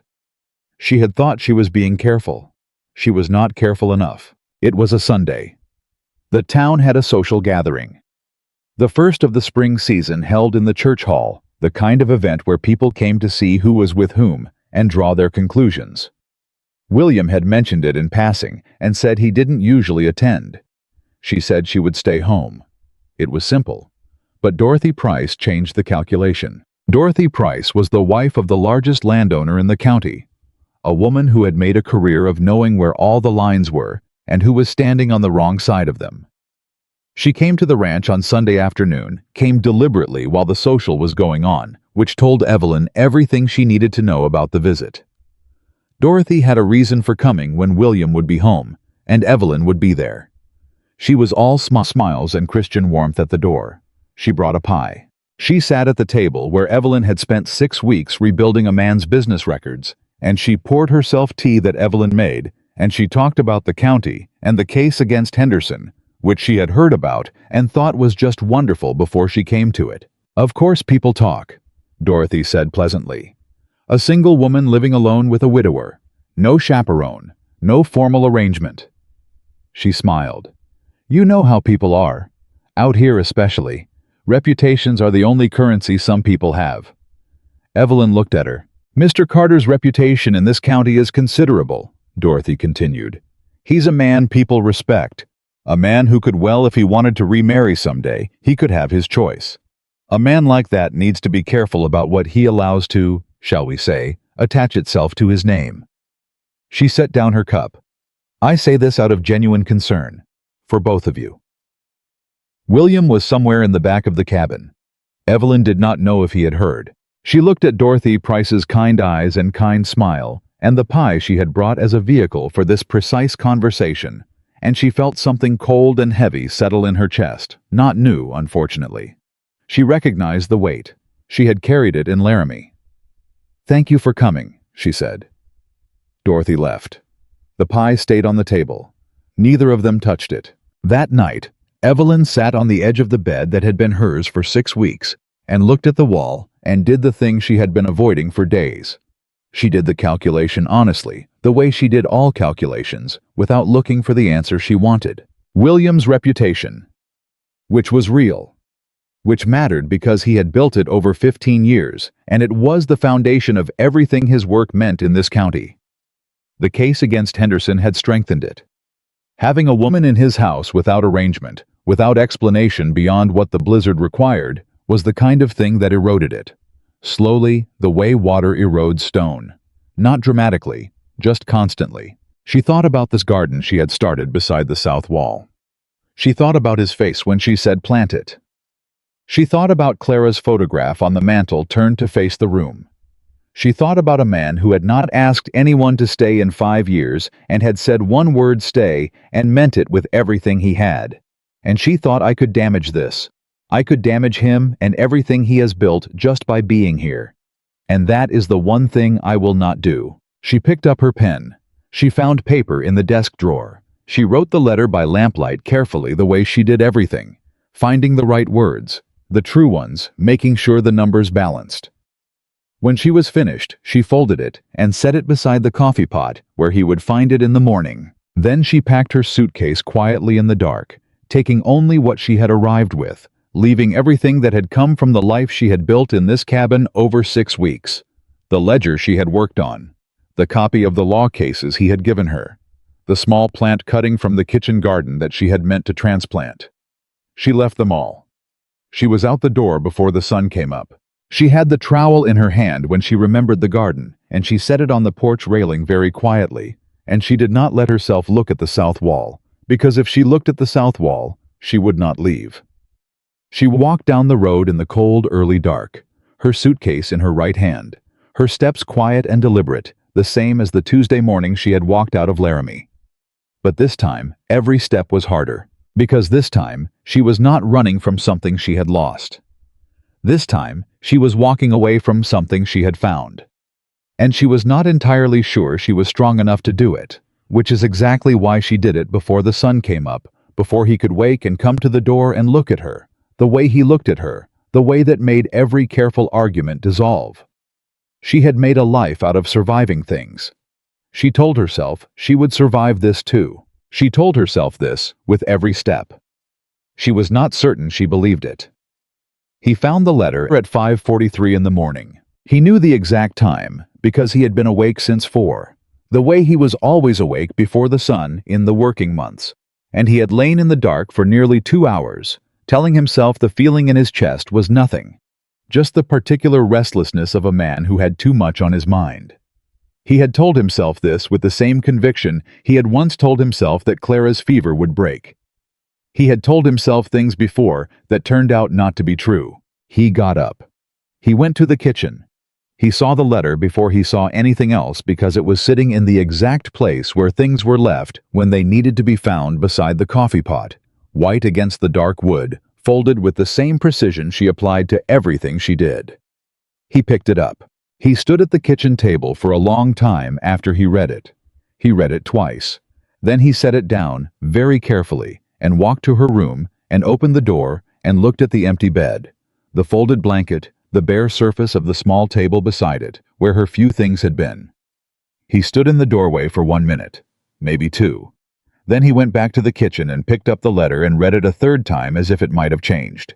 It had not changed. It said what it said in her clear, honest hand, that she was grateful, that his kindness had given her something she had not expected to find, that she was leaving because she would not allow her presence to cost him what he had built in this county, and that he should not come after her because she was making this choice freely, and he had to respect that. That she wished him well with a specificity that felt like it had cost her something. The ranch, the garden, the gray horse, the hearing that was now resolved. She had not said she would miss him. She had not needed to. He could read what was between the lines the way she could read a ledger, not what was written, but what the numbers meant. He set the letter down again. He looked at the trowel on the porch railing through the window. He had known Dorothy Price had come. He had heard the conversation from the back room, not all of it, just enough. He had heard Evelyn's voice even and controlled, and Dorothy's particular brand of warmth that was really just pressure wearing a pleasant face, and he had stood in the back room with his hand flat against the wall and told himself that Evelyn would handle it, that she handled everything, that she was the most capable person he had ever known, and she would not be undone by Dorothy Price. He had been right. She had not been undone by Dorothy Price. She had been undone by the thing Dorothy said, which was the same thing Evelyn had been afraid of from the beginning, that staying here would cost him something, that she would become a liability, that the woman who had showed up in a blizzard would attach herself as Dorothy, so precisely put it to his name and diminish it. How was angrier about Dorothy Price than he had been about Henderson, and he had been significantly angry about Henderson. But the anger at Dorothy was clean and simple. The feeling about the empty room was not. He had lived alone in this cabin for 5 years. He had become a man who knew exactly how to live alone, the particular organization of it, the economy, the way you arranged your days so that the absence of another person was just the shape of things rather than a wound. He had been very good at it. 6 weeks. She had been here 6 weeks, and she had rearranged everything. Not the furniture, she had not moved a single piece of furniture without asking. But the other things, the less visible ones. The way the cabin sounded with someone else in it. The way meals were different when there was someone across the table who asked actual questions and listened to the actual answers. The way he had started telling stories he had not told in 4 years, and how strange and good it had felt to have them met with the right kind of attention. Clara's photograph was facing the room. He had not turned it back. He had not wanted to. He picked up his coat. He put on his hat. He went to the barn and looked at his horse for a moment, and the horse looked back at him with the patient expression of an animal that has learned to wait out a man's bad decisions. He did not saddle the horse. He sat on the barn fence for a while instead, because he was a man who made decisions deliberately, and he had learned at some cost that the decisions you made when you were operating from pure feeling were not always the right ones. He had learned this in the year after Clara died, when he had made several such decisions and regretted all of them. So he sat and he thought, and he let himself feel the specific weight of the empty cabin behind him, and he asked himself whether he was thinking about going after her because it was what he wanted or because it was right. And he sat with that question until he had an honest answer. It took him the better part of an hour. I went back inside. He made coffee. He sat at the table with the letter in front of him and the coffee going cold beside it. And he thought about the last 6 weeks with the same methodical honesty he applied to everything that mattered. She had arrived with nothing and had asked for nothing beyond shelter from a storm. She had rebuilt his books and found his fraud and protected his case and sent a letter to a supplier in Laramie without telling him, because she did not want to raise his hopes before she was certain. She had made coffee and cleaned the kitchen and organized 7 months of records and stood in a county commissioner's office, knowing more than everyone in the room, and done it all without once asking what she was getting in return. She had told him the photograph should face the room. She had listened while he talked for the first time in 4 years, and had not tried to fix it or soften it or turn it into something easier. She had planted a garden she meant to tend through the summer, and she had left before sunrise, because she decided that her presence was costing him something, which was the most Evelyn Harper thing she could possibly have done, and which was also entirely and completely wrong. Because what Dorothy Price thought he had built in this county, the reputation, the respect, the careful standing of a widower who kept to himself and ran his ranch well and did not cause trouble, that was not what he had built. That was the shell of it. The part people saw from a distance. What he had actually built was 470 acres and a cabin and 15 years of work that had no one to share them with. And he had been so committed to not losing anything else that he had not let himself see that what he was protecting was not a life. It was the leftover structure of one. 6 weeks ago, a woman had shown up at his door in a blizzard, and she had looked at his empty home and his broken ledger and his turned-away photograph, and she had not tried to fix him. She had just stayed, and she had done her work, and she had been exactly herself, and without meaning to, or maybe he was wrong about that. Maybe she had meant to all along. Maybe that was just who she was. She had made the cabin into the thing it was supposed to have been all along. He picked up the letter. He read it one more time. She had said, "Do not come after me because I am making this choice freely, and you have to respect that." He respected it. He respected it completely. And he was going to tell her so in person. He saddled the horse. He did not know which road she had taken, and he did not have a letter with a destination. But he knew 3 things she had left on foot. She was carrying 1 suitcase, and there were only 2 roads out of this part of the county in the direction of Cheyenne. He had a horse. She had a several-hour head start, but she had a suitcase, and he had urgency, and he was a man who had ridden this territory for 15 years and knew every mile of it. He rode. He found her on the 2nd road 3 miles from town at a crossroads where the stage sometimes stopped. She was sitting on her suitcase with her coat pulled close, and she heard him coming and stood up, and when she saw who it was, something crossed her face. relief and dread in equal measure, and underneath both of them, something else that she immediately pressed back down. He pulled up and dismounted. She said before he could speak, "I asked you not to come." "I know. William, I wrote it clearly. You cannot—" "You were wrong," he said. She stopped. He said it again plainly. "You were wrong about what leaving would fix. And I need you to hear me say that before you get on a stage to Cheyenne and make this permanent." She looked at him. Her eyes were red at the edges, which was the only sign she gave that the morning had cost her anything. Her chin was up and her hands were still, and she was holding herself in the way she held herself when she was managing something difficult. And he knew this because he had spent 6 weeks learning how she held herself. "Dorothy Price said things that are true," she said. "Dorothy Price said things that are her business and nobody else's. People in this county will—" "I don't care what people in this county will," he said. "I care what's true." She shook her head. "You say that now. But 6 months from now, when Alderman asks you to serve on the land board, when the Price family pulls their grazing contracts." "Evelyn." His voice was steady and quiet and very clear. "Look at me." She looked at him. "I built this ranch so that I would have something that was mine," he said.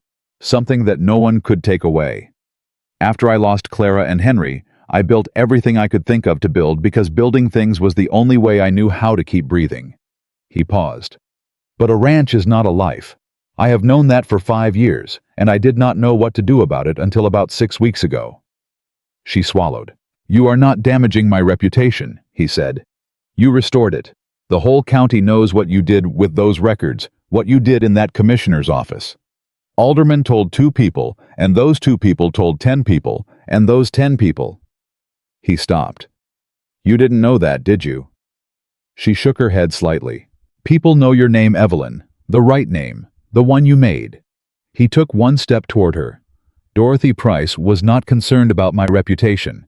She was concerned about losing the kind of influence she has over men who don't have anyone to come home to. I am not that man anymore." She looked at him for a long moment. He could see her doing what she always did, running the calculation, checking the numbers, looking for the place where it didn't add up. "William," she said, "I am a woman with a suitcase and $2 and a name that started over less than 2 months ago. You are a man who found $12 of fraud in an old ledger because a woman in a blizzard did not accept the records as they were." He said it simply. "A man who has had 1 honest conversation in 5 years, and it was with you. A man who rode 3 miles this morning because the alternative was unacceptable." He looked at her steadily. "Don't tell me what you are versus what I am. Tell me what you want." The crossroads was very quiet. Wind moved somewhere distant. Her suitcase sat on the cold ground between them. She said, "What I want is irrelevant if it damages something you've spent 15 years. Evelyn." He said her name like it was the only thing he was certain of. "Please." That one word. She closed her eyes for just a moment. When she opened them, he was still there, exactly where he had been patient, in the way of a man who understood that trust was built in small increments and could not be rushed. He said very quietly, "Don't leave me." The word hung in the cold air between them, and she felt it settle somewhere deep in her chest, where she had been keeping everything she was not ready to name, and it found all of those things and named them without asking her permission. Her eyes filled. She did not cry easily. She had not let herself cry since Laramie, since the morning she walked out of her room and told herself she did not have time for it. But standing here at this crossroads with William Carter saying those 3 words with everything he had left to give, she felt the wall she had built to keep herself functional begin to come apart, one careful brick at a time. "That's not fair," she said. Her voice was not entirely steady. "No," he agreed. "It isn't." 1 tear. She stopped it at her cheek. She said, "I planted a garden." "I know," he said. "I saw the trowel." "I was going to have something by June," she said. Her voice broke on the last word just slightly, just enough.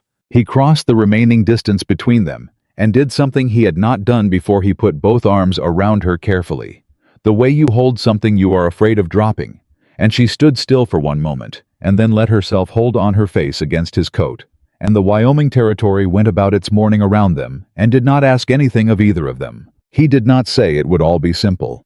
He did not say Dorothy Price didn't matter. He held on, and she held on, and the cold wind moved past them both. After a while she said into his coat, "I calculated that if we file an intent with the county clerk within 30 days, it would formally establish our arrangement and remove the basis for social objection." He was very still for a moment.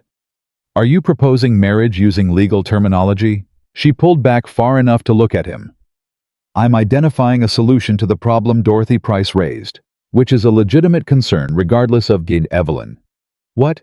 Yes or no?" he said. "Not the legal framework, yes or no." She looked at him. His face was doing the thing it did when he was being most completely honest, open and steady and undefended, the face of a man who has decided to let himself want something and is not going to pretend otherwise. "Yes," she said. Something shifted in his face. She had not seen exactly this thing before, not quite relief, not quite joy, but somewhere in between them, something deeper and quieter. The expression of a man who has been holding his breath for a long time and has just remembered how to let it go. He picked up her suitcase. "Let's go home," he said. She took the horse's reins, and they walked back together up the road toward the ranch, and she noticed that he did not let go of the suitcase, and she did not ask him to. They were 3/4 of the way back when he said, "You said $2. "What? When you listed what you had, you said $2. "Yes." "You had $23 when you arrived. What happened to the other 21? She was quiet for one beat. "Postage to Laramie for the supplier records," she said. "And $3 for the messenger I sent to the county clerk to look up prior fraud rulings. And $4 for the printing of the summary pages, which needed to be legible." She paused. "The rest went to incidentals." He looked at her. "You spent your own money on my case."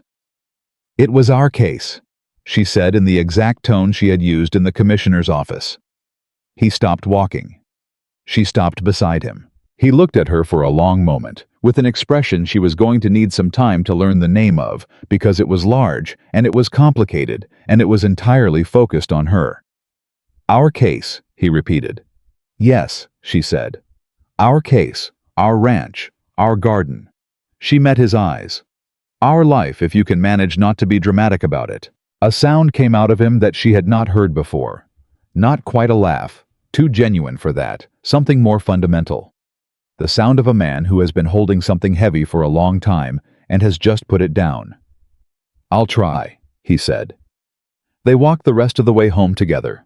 When they reached the ranch, the first thing she did was go to the south wall and look at the garden. The turned earth was still there, the careful rows she had started 3 days ago. A little cold, a little settled, but not ruined. She looked at it for a long time. Then she went inside and put the kettle on and listened to William unsaddle the horse in the barn, the familiar sounds of him moving through his own property, and she thought about the letter she had written in the night, carefully, honestly, in her best hand, and how it had said, "Do not come after me." She was glad he was not a man who followed instructions when the instructions were wrong. She was extremely glad about that. 2 days later, she told him about the second thing she had not told him. They were at the table after dinner, in what had become their habitual arrangement. She with her coffee, he with his, the lamp between them, making the space warm and contained, and theirs. She had been thinking about it for 2 days, and she had decided that the principle of full accounting that she applied to ledgers should apply here as well. "I had an offer," she said, "before I left." He looked up. "Alderman," she said. "He sent a letter through the county office. He wants someone to maintain formal accounts for 3 other ranch properties in the county. Ranchers who don't have the staff to handle it themselves. He suggested my name." She paused. "He said what I did with your records was the cleanest fraud documentation he'd seen presented by a non-attorney." William was very still. "When did you get this letter?" he said. "The day before Dorothy Price came." A pause. "And you didn't say anything?" "I was going to," she said. "And then Dorothy came and I started thinking that if I took the work, I would have a reason to stay that wasn't about what I wanted. A professional reason, A practical one. She looked at her coffee. And I decided I didn't want to stay for a practical reason. I wanted to leave or stay based on what was true, not what was convenient. He looked at her for a long time. You turned down work, he said, rather than use it as an excuse to stay. I didn't turn it down, I just didn't answer yet. Evelyn. His voice was very careful. That is work you are good at. Work that needs doing. Work that would give you something that is yours and no one else's in this county with your name on it. She looked at him. Take the work, he said. She felt something open in her chest. Something she had not let herself feel in a very long time, the specific possibility of being both things at once. Not the woman who stayed and lost herself in someone else's structure. Not the woman who left and preserved herself in isolation. Both. Together. Hers. It would mean riding out 2 or 3 days a week, she said. I know. The other ranchers may not be, as their records may be significantly less organized than yours were. Given that yours were the worst I'd ever seen, and you fixed them in 4 days, I'm not concerned, he said. She almost smiled. Mine were not the worst you'd ever seen. They were close. They were not. She stopped, because he was watching her with that thing in his face, the almost smile that was better than other people's full ones. And she understood that he had said it to make her argue, to bring her back into the room all the way, to make sure she was here completely, and not still standing at that crossroads with one foot toward Cheyenne. She was here. She was completely here. I'll write to Alderman tomorrow, she said. Good, he said. He refilled her coffee without being asked, the way he had started doing weeks ago without either of them remarking on it. And she thought about how many small things a life was made of, small recognitions, small kindnesses, small habits that accumulated into something you could not imagine having never had. She thought about her father's ledger and the way he had taught her that the only way to know where you stood was to account for everything. Every entry, every column, every figure that balanced or failed to balance. No shortcuts, no rounding. The truth of a thing was in the numbers, and the numbers were either right or they were not. She thought about this life, what it had cost her to get here, what it had given her that she hadn't known she was missing, what it would ask of her going forward. She ran the numbers. They balanced. William set the coffee pot down and looked at her across the table in the lamplight in his cabin in the territory he had built from nothing, and she looked back at him and did not look away. And there was nothing left between them that had not been said or understood or accounted for. Tomorrow, he said, I'm going to speak to the county clerk. She nodded. And after that, he said, I'd like to take you to see the north pasture, the fence Henderson supposedly repaired. She raised an eyebrow. You want to show me a fence? I want to show you what 60 yards of honest fence work looks like versus what he billed me for the record. She looked at him. Always for the record, she said. Always, he agreed. She picked up her coffee. Outside, Wyoming was settling into its spring dark, the particular quality of an April night when the worst of the winter is done and the land is remembering what it's supposed to be. Inside, the lamp held its light steady between them, and neither of them moved to end the evening, because there was no longer any urgency about it. There was no letter beside the coffee pot. There was no trowel on the porch railing. There was just this two people who had found each other at the exact intersection of loss and honesty and a blizzard, sitting at a table that was theirs, in a silence that was full rather than empty, accounting for everything and finding that it balanced. Whatever came next, they would face it with the complete record in hand. And the record, for the first time in a long time, showed exactly what it was supposed to show. The letter to Alderman went out the next morning, and 4 days later, his response came back by the same county messenger who had delivered the original offer. Evelyn read it at the kitchen table, while William sat across from her, pretending to review the new hire records for the 2 ranch hands he had taken on after Henderson and Briggs left. She could tell he was not actually reading because he had been on the same page for 7 minutes. She set the letter down. He accepted, she said. William looked up. He's already spoken to the 3 ranchers. 2 of them want to start immediately. The 3rd wants a meeting first. She paused. His name is Garrett Cole. He owns the largest spread east of the county line. Alderman says he's, and I'm quoting here, not the most gracious man in the territory, but his accounts are a disaster, and he knows it. Cole's a good man, William said. Difficult, but fair. You know him. Everyone knows Cole. He runs 400 head and doesn't trust anyone who hasn't been out here at least a decade. William set his papers down. He'll test you. Good, she said. I prefer people who are honest about their skepticism to people who smile while they're deciding whether to trust me. He looked at her. Dorothy Price. I was thinking of people in general, she said. But yes. She folded the letter and put it in the inside pocket of her coat, the same pocket where the supplier records had traveled to the commissioner's office, and she thought that this pocket was becoming a reliable archive of the things that mattered most. She liked that. The meeting with Cole was set for the following Friday, and in the 5 days between Alderman's letter and that Friday morning, 3 things happened that changed the shape of everything. The first was small. Evelyn was in the barn on Tuesday afternoon, looking for the extra cord she needed to rebind a record book that had come apart at the spine, and she found on the shelf behind the tack a small wooden box she had not seen before. She would not have touched it. She was not a person who went through other people's things, except that the box was open. The lid pushed to the side, and she could see the top of what was inside. A child's drawing faded, but carefully kept a house and a horse and 2 figures that might have been people. She pushed the lid back into place and found her cord and walked out of the barn and spent the rest of the afternoon being very precise about the record book. At dinner, she said nothing.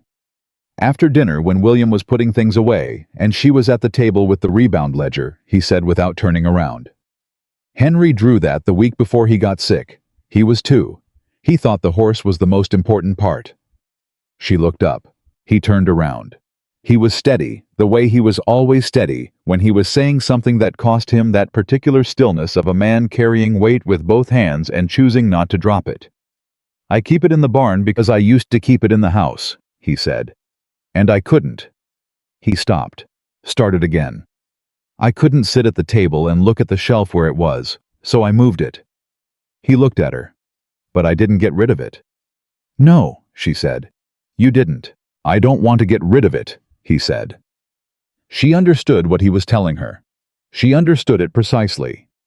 He was not asking her to accept a haunted house, or compete with memory, or pretend that Clara and Henry were not woven into the structure of this place as deeply as the timber and the stone.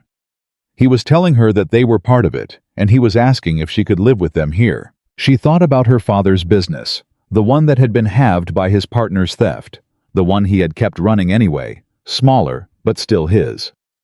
She thought about the way he had kept the original partnership documents in a drawer, even after everything. Not because he was holding on to the wound, but because the wound was part of the story, and the story was his.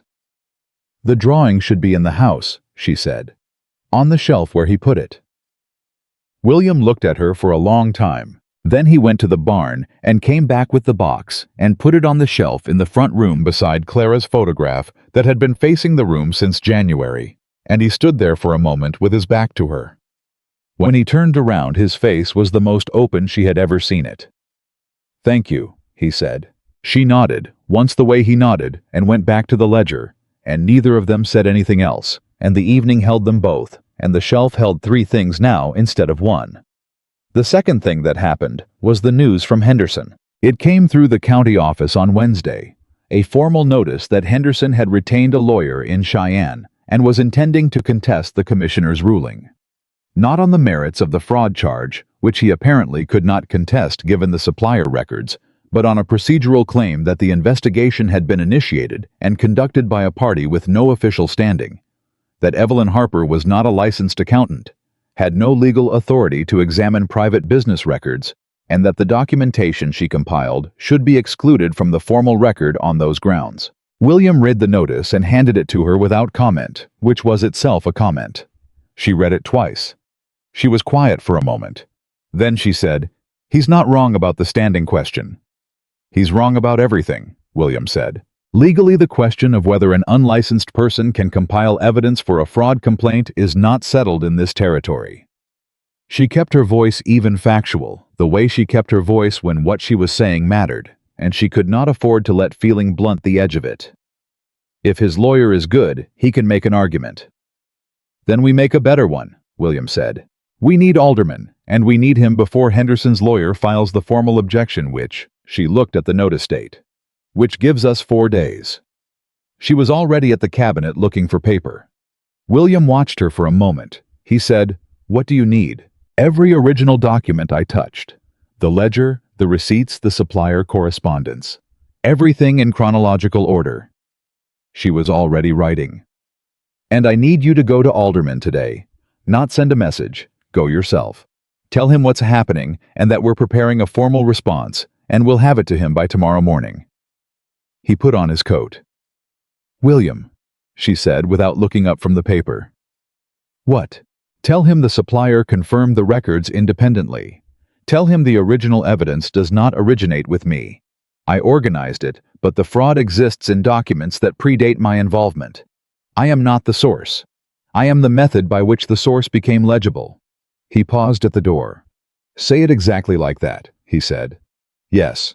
He left. She wrote. She worked through the afternoon and into the evening, and when William came back from town at 4 o'clock, she had 22 pages organized, cross-referenced, and written in the clearest language she knew, which was the language of evidence.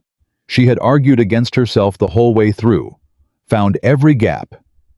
Henderson's lawyer might find every angle that could be questioned, every place where the chain of documentation had a link that required explanation, and she had answered every one of them before they could be asked. When William read it, he was quiet for a long time. "This is better than what we filed in March," he said. "It should be. I know more now." She took it from him and looked at the last page. "The argument is this. The fraud is documented in the original records, which are William Carter's property. He has the right to have those records examined by anyone he chooses. I examined them on his behalf. The conclusions are not mine. They are the record's own conclusions made visible by organization. Excluding my compilation would be like saying a translation is inadmissible because the translator wasn't present at the original conversation." He looked at her. "That's exactly right," he said. "It's also not guaranteed to work," she said. "But it's the best argument available with what we have." She looked at the 22 pages in her hand. She thought about the schoolhouse in Laramie, about Thomas Ellison's lie, about what it meant to bring the truth somewhere, and watched the room decide it wasn't enough. She was tired of that story. She intended for this to be a different one. "Take it to Alderman first thing tomorrow," she said, "before the county office opens. Don't wait for an appointment." He took the pages from her. He looked at her with the expression she had started calling his honest face, the one that appeared when he was not managing anything and simply meant what his eyes said. "You know what you're doing," he said. "I know what the law allows and what it doesn't. That's not the same thing." She paused. "But knowing the edges of something is almost as useful as knowing the center." The third thing happened on Thursday. Cole sent a rider. Not a letter. A rider, a young man on a fast horse with a folded note that said in handwriting that was everything she expected from a man Alderman had called not the most gracious in the territory, Miss Harper. "Heard what you did for Carter. Heard what Henderson's lawyer is trying. Come Friday same as planned. We'll talk. G. Cole." She read it and folded it and set it beside Alderman's letter in the inside pocket of her coat. William was watching her. "Cole sends riders," he said, "not letters. I noticed. He sent a rider to 3 people in the last decade. Me when my east fence was going to flood his south pasture, and he wanted to discuss it before it became a problem. Alderman when there was a claim jumper operating in the county and he thought someone official should know before he handled it himself." William paused. "And the circuit judge once, though no one's entirely clear on what that was about." She looked at the note. "He heard about Henderson's lawyer. Apparently. He wanted to tell me he's still willing to meet, despite the challenge to my standing." She thought about this. That's deliberate. Cole doesn't do anything that isn't deliberate. She thought about the kind of man who sends a rider instead of a letter, and whose note is 4 sentences long and means considerably more than 4 sentences. She thought she was going to like Garrett Cole in the complicated way you like difficult things that are also honest. "Friday," she said. "Friday," he agreed. Alderman had received the 22 pages before the county office opened Thursday morning. By 11, his response came back, not by writer, but in person. He walked into the ranch yard himself, tied his horse at the rail, knocked on the door, and when Evelyn answered, he looked at her with the direct assessment of a man who has been doing his job long enough to know quality when it arrives at his door in the middle of a procedural mess. "Your argument is sound," he said without preamble. "I'm going to rule on the standing question before Henderson's lawyer can file. Your compilation stands as part of the record. The fraud documentation holds." He paused. "I want you to know that I intend to cite your organization of the evidence in the formal ruling. Your name will be in the record, Miss Harper, officially." She felt the words land one at a time, each one distinct. Her name, in the official record. Not Thomas Ellison's version of her name. Not the woman who fled Laramie, or the temporary guest in a blizzard, or the person of uncertain standing that Henderson's lawyer had tried to erase from the proceeding. Her name for what she had done in the county's permanent record. She said, "Thank you, Commissioner." Alderman nodded. He shook William's hand. He left. William closed the door and turned around. She was standing at the middle of the room, with her hands at her sides, and her face doing something she could not entirely control. Not tears she had cried at the crossroads, and that had been enough. Something more complicated than tears. The feeling of a thing that had been taken from her in Laramie, and had just been returned not by the people who took it, but by her own hands in a different county, under a completely different sky. "Evelyn," William said. She looked at him. "I know," he said quietly. She nodded. She pressed the rest of it down, not away, just to somewhere she could carry it properly. Then she straightened and said, "I need to prepare for the meeting with Cole tomorrow." He let her come back to herself in her own way, which she was beginning to understand was one of the most important things about him. Friday morning was clear and cold, with the particular quality of late April in Wyoming when spring has arrived, but winter hasn't entirely agreed to leave. She dressed carefully, her best dress, which was not very different from her ordinary dress, but was what she had. She pinned her hair neatly. She looked at herself in the small mirror on the wall of her room and told herself she was exactly who she was, and that would have to be sufficient. William was already at the table when she came out. He looked up at her. He took in the dress, the pinned hair, the particular set of her jaw that she recognized as her, before a difficult room expression, and he said, "You look like someone who's already won." She looked at him. "That's very kind." "It's not kind," he said. "It's accurate." He stood and got her coffee. "Cole is going to like you." "You said he tests people." "He tests people to see if they're real," William said. "You're the most real person I've ever met. He'll like you inside 10 minutes. She took the coffee. She thought about the crossroads, about the suitcase on the cold ground, about the 3 words he had said that had undone every careful argument she had built. She thought about how a person could spend years constructing a version of themselves that was designed to survive alone, and then find in the span of 6 weeks that surviving alone was not the same thing as living. She had been surviving for a very long time. Cole's ranch was 12 miles east, and they rode there together, and he was right that Cole tested her. He started within 30 seconds of her walking through his door, asking her 3 rapid questions about double-entry bookkeeping that were designed to expose someone who had read about accounting rather than done it. She answered all 3 without hesitation, and then pointed out that his question about depreciation schedules was based on a methodology that had been updated by the territory's assessment standards in 1881, and she could show him the relevant document if he had a copy in his files. Cole, who was a large man with the look of someone who had been disagreeing with people professionally for decades, stopped talking. He looked at her for a long moment. "Sit down," he said. They were there for 2 hours. When they left, she had a formal arrangement with Cole for twice-monthly account review, a wage that was higher than she had thought to ask for, and the particular satisfaction of knowing that Cole had decided within the first 10 minutes, as William had predicted, and had spent the remaining time finding reasons to expand the scope of work. On the ride back, William said, "What did he offer?" She told him. I was quiet for a moment. "That's more than I expected. He has 400 head and a feed contract with the Army. His books are a genuine disaster." She paused. Also, I think he wanted to make sure I couldn't be poached by anyone else in the county." William looked at her. "He asked if I had other arrangements already," she said. "I told him about the other 2 ranchers Alderman mentioned. He asked if I was exclusively available, and I said I had a primary arrangement with Carter Ranch that came first." She kept her voice even. "He accepted that." "Primary arrangement with Carter Ranch," William said. "Yes. We should probably give that arrangement a formal name," he said, "since Cole is going to reference it in contracts." She looked at the road ahead. "We're going to the county clerk Monday." "Yes," he said. "That seems like a sufficient formal name," she said. "It does," he agreed.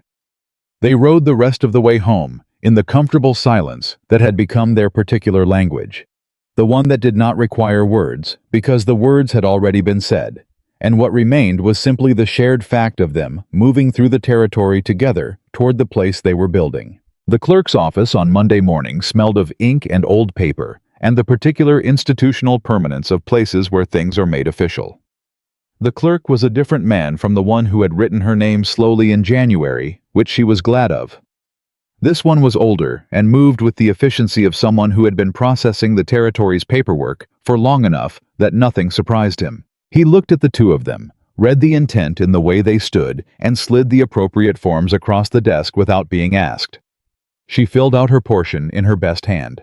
William filled out his. The clerk witnessed it, and stamped it, and filed it in the record, and told them the formal ceremony could be performed by the circuit judge on his next pass through the county, which was 3 weeks hence. 3 weeks, William said as they walked out. 3 weeks, she confirmed. He held the door. She walked through it into the April morning, into the Wyoming territory that was becoming her place in the world, the way a country becomes yours, not by birth, but by the life you build in it. She thought about the woman who had walked out of Laramie on a Tuesday morning with a suitcase and $2, and the exhausted defiance of someone who has run out of everything except the refusal to stop. That woman had walked into a blizzard. The blizzard had delivered her to a door. The door had been opened by a man who did not ask for conditions. She had not planned any of it. She had not been able to plan any of it because the life that was waiting for her had been built from the exact accumulation of things. She had survived the fire, the lie, the road, the storm, the door, the ledger, the letter to Laramie, the crossroads, the 3 words that had undone her and saved her at the same time. Nothing had been wasted, not a single hard thing. She stood outside the county clerk's office and looked at the town around her, the ordinary Thursday morning of a Wyoming county seat. People moving through their business horses at the rail. The particular sounds of a place that was alive and permanent, and had no idea that anything significant had just happened inside it. William stood beside her. "You're thinking," he said. "I'm always thinking," she said. "You're thinking something specific," he said. "You get a particular expression." She looked at him. "What expression?" "Like you're adding something up, and you've just found that it balances." He looked at her steadily. "Does it balance?" She thought about the ledger of it, the full accounting. Every entry on both sides, the cost column and the other one. The one that had no formal name in standard bookkeeping, because it held things that could not be quantified. A blanket placed over a sleeping woman by a man who had nothing to gain from it. A photograph turned to face the room. A cup of coffee at 1 in the morning. A man on a horse at a crossroads saying, "Please." She thought about the garden beside the south wall, which had been growing for 3 weeks now, slow and determined, doing exactly what it was supposed to do. "Yes," she said. "It balances." He nodded once the way he always nodded at things that were true and did not need to be argued with. They started back toward the horse. She said, "When Cole's accounts are organized, I'm going to find something in them." "You don't know that," he said. "I always find something," she said. "It's not a gift. It's just what happens when you look carefully at things that haven't been looked at carefully before." She paused. "Most people don't look carefully. They see what they expect to see, and they stop there." He was quiet for a moment. "Is that what I did before you came?" She thought about the honest answer. "You looked carefully at the things you knew how to look at," she said. "The land, the cattle, the work. The things you could write out and check. She paused. The records were different. The records required someone to care about what was hidden in them. You cared, he said. I always care about what's hidden in the records, she said. That's the whole job. Anyone can read what's written. The skill is reading what the numbers mean. He held the horse steady while she mounted, and then swung up on his own, and they turned toward home. That word that had come out without permission in March, and had never gone back to being just a word, and the territory opened up around them in all its April complexity, raw and demanding and entirely completely real. 3 weeks later, the circuit judge performed the ceremony in the front room of Carter Ranch with aldermen as witness, and a rancher named Cole, who had apparently decided to attend without being specifically invited, and stood in the back with his hat in his hands, and the expression of a man who would deny having any feelings about the proceedings if anyone asked. Evelyn wore the best dress. William wore a clean shirt and his good jacket, and he stood in front of the judge with the particular stillness of a man who has made his decision completely and is entirely at peace with it, which was the only way William Carter did anything that mattered. The judge was brief and direct, which she appreciated. When he asked if she took this man, she said yes, with the same precision she brought to everything clear, unhedged, documented in her voice. When it was done, and the judge had noted it in his record, William put both hands around her and looked at her with the full, honest face, the one that appeared when he was not managing anything and simply was what he was. Evelyn Carter, he said, testing the name. She considered it. The way it sat in the air. The sound of it, what it meant, the complete distance between the woman who had been given away by Laramie and the woman who stood in this room, having chosen deliberately and with full information the life that was now hers. That'll do, she said. He almost smiled. It was very nearly the full one, the one she had been watching develop over 4 months, and she thought it would be a complete smile by summer, which was something to look forward to. Cole said something gruff and congratulatory from the back of the room and shook William's hand with the vigor of a man who had too many feelings to express in words and had decided to put them in the handshake instead. Alderman signed the record, which Evelyn checked twice before he left, because she checked records twice out of professional habit, and she saw no reason to stop now, after everyone was gone and the cabin was quiet again. She stood at the front window and looked at the south wall where the garden was growing in its patient April way, 6 inches of green against the brown earth, and she thought about what it meant to plant something and stay to see it come up. William came to stand beside her. She said, I should write to Cole's other suppliers this week, before the monthly review. I want independent confirmation of his purchase records going back a year before I present my findings. He was quiet for a moment. You're planning your next case, he said. On the day we were married. I planned the supplier letter to Laramie on the day we filed the first complaint, she said. I plan ahead. You know this. I do, he said. Cole's accounts are going to have something in them, she said. I can tell from the 3 entries I've already seen. Someone has been helping themselves to the margins. And you're going to find it. I'm going to find it, document it, and present it with complete independent verification, so it cannot be disputed on procedural grounds. She paused. And whoever is responsible is not going to enjoy the experience. He said nothing for a long moment. Then quietly, I feel sorry for them. She looked at him. Almost, he said, but not quite. She turned back to the garden, to the growing things she had planted in the cold earth of March, when she was still pretending she did not know what she was staying for. They were her garden in her yard, beside her wall on her ranch, in the life she had built from nothing more than honesty, and the willingness to look carefully at everything that other people preferred to leave unexamined. She had come here with a suitcase and $2, and the exhausted determination of a woman who had run out of room to keep running. She had found in the exact place she stopped everything she had not known she was looking for. William's hand found hers at her side. She did not look at him. She did not need to. She knew exactly where he was. Outside. Wyoming was doing what Wyoming always did, making no promises, offering no guarantees, demanding everything a person had, and then deciding whether it was enough. She had given it everything. She intended to keep doing so. The lonely cowboy was no longer lonely, and the woman who had once believed she had nothing left had built from the ruins of what was taken from her. Something that could not be taken away, because this time She had not been given a life. She had made one with her own hands, and it was true, all the way through, every figure, verified every entry, cross-referenced every column, balanced and signed and recorded in the permanent record of the territory of Wyoming. And that record, unlike every other record she had ever kept, was entirely, completely, irreversible.